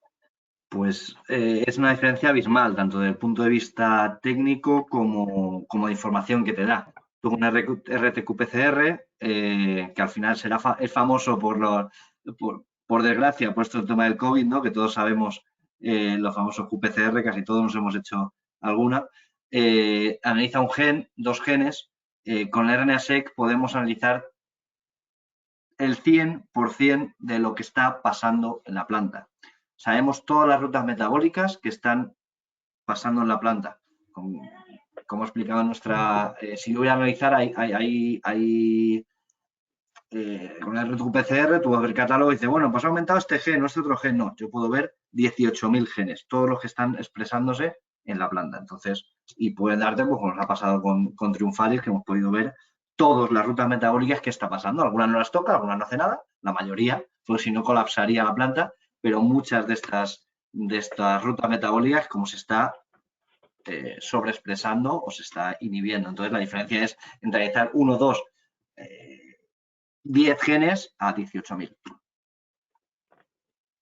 Esto, Alejandro, incluso por abrir un poco la mesa, como decía Daniel, al final esto es una tecnología que viene y que te permite conocer muchas cosas y te permite conocer algunas que yo creo que también pasan por el futuro en este tipo del uso de microorganismos, que ya no es el microorganismo solo, sino el utilizar las digestiones o, digamos, las transformaciones de X materia o X materia orgánica a través de los microorganismos, una vez has entendido qué rutas son capaces de activar en la planta para crear un bioestimulante, pero altamente eficiente. O sea, aquí yo cuando voy a los departamentos de I+D y veo algunas de estas transformaciones que hacen con el producto que yo he visto en campo y lo consiguen expresar 10 veces más en una formulación líquida, la verdad es que es bastante sorprendente. Y yo creo que ese es uno de los factores que ya lo decíamos el año pasado, de cómo estas transformaciones de materia orgánica con base a microorganismos pueden ser el futuro o ya son una realidad en muchas cosas, pero el entenderlo y esta tecnología nos da la capacidad de entenderlo es fundamental para tener una herramienta robusta. Claro, a vosotros, por ejemplo, te podría decir, oye, mira, pues resulta que este microorganismo hace algo que yo nunca había pensado. Toca esta ruta metabólica y resulta que toca esta ruta metabólica, anda, pues puede ser que yo lo aplique en otro momento del cultivo o en otro cultivo o para mejorar otra cosa que no se me ha ocurrido o que no se me ha pensado analizar, efectivamente. Para David, una pregunta concreta sobre su LICAP. ¿A qué se debe la alta dosis de aplicación y su elevada frecuencia? Aluden a esa dosis de 30-35 litros hectárea y una vez cada 15 días, de trasplante a cosecha. Sí, bueno, lo que intentamos es estimular la planta en las fases iniciales del cultivo, que es donde se tiene que conseguir esta estimulación. Y los volúmenes es pues la concentración que tenemos. Si tuviésemos una concentración mayor podríamos reducir la dosificación, pero al final con esas concentraciones tenemos que ir a esos volúmenes de uso. Otro asistente comenta que ha nombrado de forma rápida el producto Instinct como inhibidor de la nitrificación y pregunta si podría decir qué materia activa incluye y si se trata de nitrapirina, denominado Enser en Estados Unidos. Sí, correcto, es ese. Es un producto altamente utilizado en Estados Unidos y que actualmente estamos en Europa empezando a... Bueno, pues son los vientos que corren y bueno, pues para el tema del manejo del nitrógeno esta herramienta pues se va a convertir en una herramienta importante. Perfecto. Victorino nos pregunta si todas las empresas que forman parte de AEFA son íntegramente nacionales o con origen en España. Bueno, creo que lo he contestado antes, quizá un poco rápido. De las 53 empresas, 22 son multinacionales, es decir, que esto hace que España sea un país diana, ¿no?, para sentarse aquí, y el resto, hasta las 53, son compañías de origen nacional. Santiago, nos preguntan si en cultivos de ciclo corto, perdón, donde el tiempo entre plantación y cosecha es de apenas 6-8 semanas en ocasiones, ¿tiene sentido en estos cultivos utilizar estas herramientas y si da tiempo a verificar los beneficios que aportan?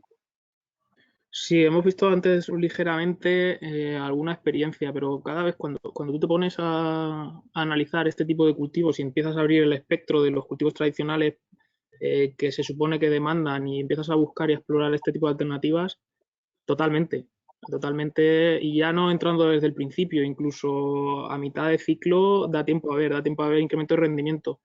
Ten en cuenta que una colonización comprobada, ¿no? Ya una cosa es la teoría y otra cosa es la que podamos ver en el cultivo. Si seleccionas bien microorganismos te la puedes encontrar desde los más rápidos entre 5 y 7 días que empieza ya a tener, los sistemas radiculares empiezan a tener presencias.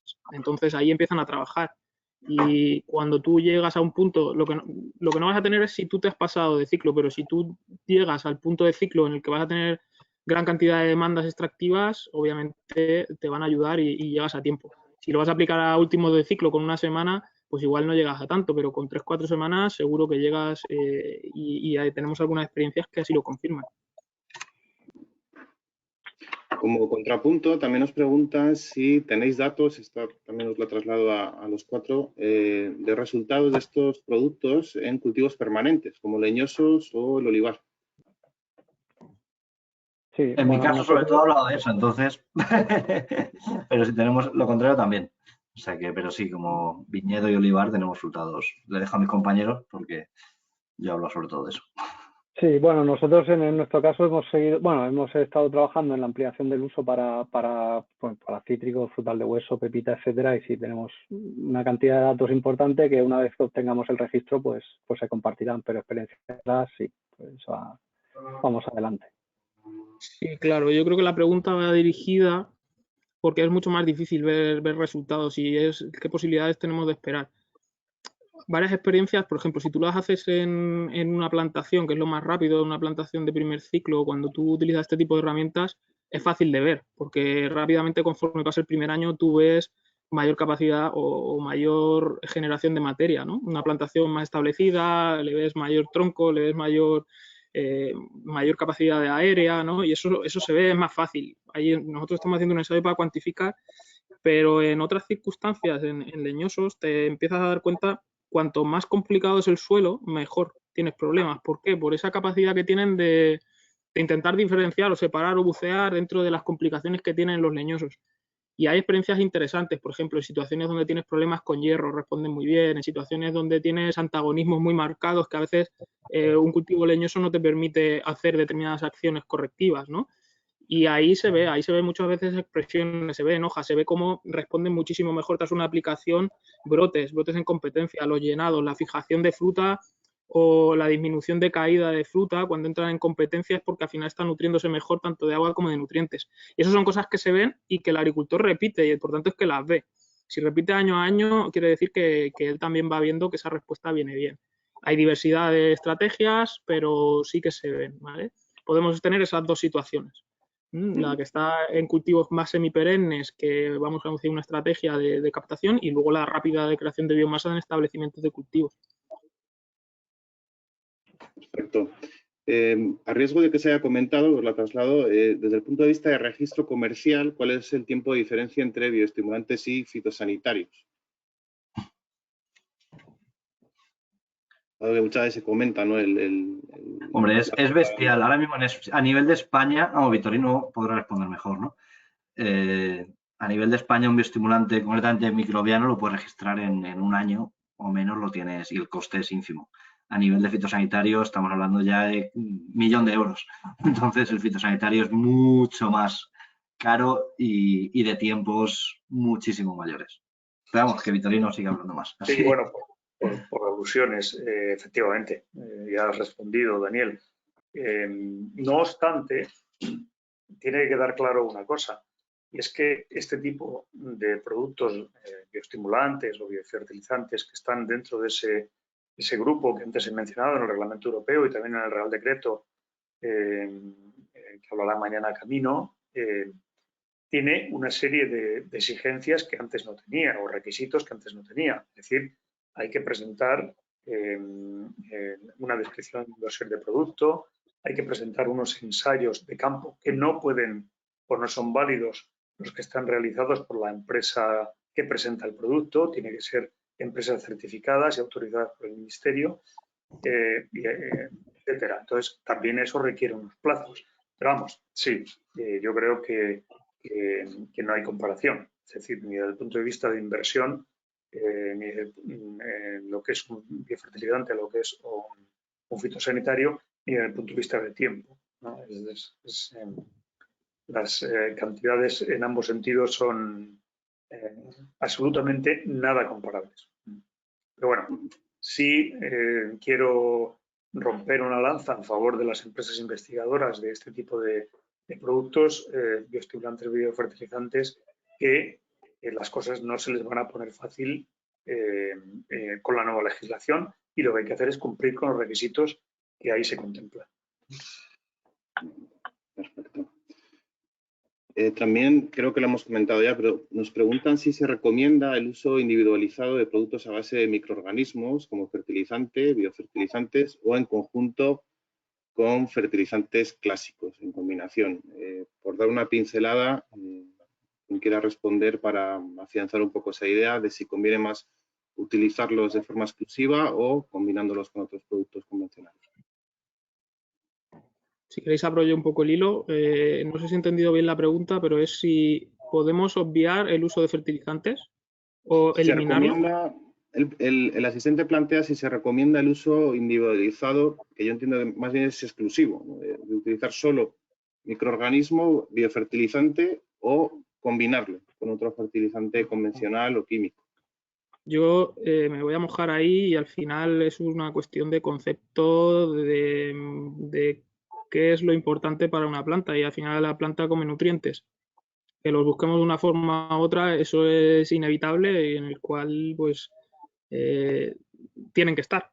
Ahora bien, el cómo hacer más eficientes esas herramientas nutricionales es lo que buscamos, porque sí o sí el alimento para la planta tiene que ser propiciado, ¿no? Y tiene que suministrarse. Y eso fue una de las grandes revoluciones de la industria agroquímica y de la producción, al fin y al cabo, por la cual se cambiaron las leyes del juego de la agricultura.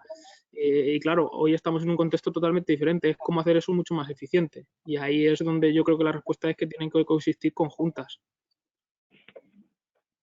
Totalmente de acuerdo. Al final tienes que utilizar las dos herramientas. Una lo que hace es que complementa a la otra. Al final lo que vamos a hacer bueno, es hacer una producción integrada de suelo o de manejo del suelo, utilizar todas las herramientas disponibles para poder conseguir los resultados, porque las limitaciones que nos están poniendo de cara a fertilizantes, cuando el reto esté ya instaurado, las limitaciones van a estar ahí y la gente va a tener que seguir sacando sus producciones. Entonces, con este tipo de herramientas vas a ser capaz de poder seguir manteniendo esas producciones y esos rendimientos, pero al final coexisten los dos. En cuanto al manejo, como comentaba antes Santiago, pues si tienes, yendo a la aplicación, pues lo ideal sería aplicar primero las materias orgánicas al suelo, los abonados, y con posterioridad las bacterias para que ya se encuentren un entorno más friendly para poder establecerse en el cultivo. Sí, de todas formas, Alejandro, si lo pensamos y nosotros hacemos ejercicio de saber qué estamos intentando hacer, en esta, digamos, corriente que hay de recuperar todo lo antiguo, lo que estamos es usando tecnología para recuperar lo que hacían antes de tener fertilizantes inorgánicos. Lo que estamos es dotando de la vida que antes se perseguía tanto para preservar esos recursos, que un poco la dejamos de lado cuando podemos adicionar los recursos de forma exógena, ¿no? Entonces, claro, recuperar ambas cosas es lo que te va a dar la profesionalización de esa agricultura, ¿no? Y por tanto tienen que coexistir, obviamente. Sí, Daniel, Victorino, ¿queréis añadir un último apunte? Estoy de acuerdo, al final hay que combinar las herramientas antiguas, las nuevas y las del futuro. No, bueno, y sobre todo complementarlas, ¿no? correcto. Y esa es la dificultad, que en muchos casos necesitamos, nosotros los investigadores necesitamos también de la ayuda de los técnicos de campo y de los agricultores y de los distribuidores, que son los que conocen sus cultivos y conocen sus campos, y tenemos que trabajar todos juntos para hacer la mejor aplicación. Pero todos necesitamos unos de otros. O sea, nosotros sin los granjeros, perdón, los agricultores no seríamos nadie. O sea, que son los que nos tienen que transmitir y estar junto con ellos, transmitir esa sapiencia que muchas veces era popular y que al fin y al cabo se ha visto que es la correcta al fin y al cabo, ¿no? Muy bien, caballeros, pues hemos llegado al final de esta primera sesión de la octava jornada de fertilizantes y bioestimulantes. Quería agradeceros a Santiago, a David, Victorino y Daniel vuestra participación en la jornada. Muchas gracias a los cuatro. A vosotros por la organización. Enhorabuena. Muchas gracias. Gracias. Gracias a todos. Gracias. Muchas gracias, Santiago. Ha sido un placer. Gracias a los ponentes y, por supuesto, a las empresas que han colaborado y a todos ustedes por este seguimiento que han hecho de la jornada tan masivo. También el agradecimiento extensivo a los compañeros que han estado en la parte técnica, a Marc Alcántara y a Joan Sánchez y a todo el equipo de tierras que ha participado en la organización de esta jornada. Ya saben que mañana jueves les esperamos a la misma hora, a las 4:30. Tienen una nueva cita con Tierras Congresos para seguir en vivo la segunda sesión de esta octava jornada de fertilizantes y bioestimulantes, que contará, al igual que en el día de hoy, con la participación de expertos de primer nivel, incluyendo una ponencia inaugural sobre las últimas novedades en la legislación relacionada con los productos fertilizantes, a cargo de Camino García, directora de AEFA. Toda una sesión que estará dirigida por nuestro compañero José Antonio Martín. Así que les esperamos, un saludo y hasta mañana. Buenas tardes. Adiós, hasta mañana. Hasta luego.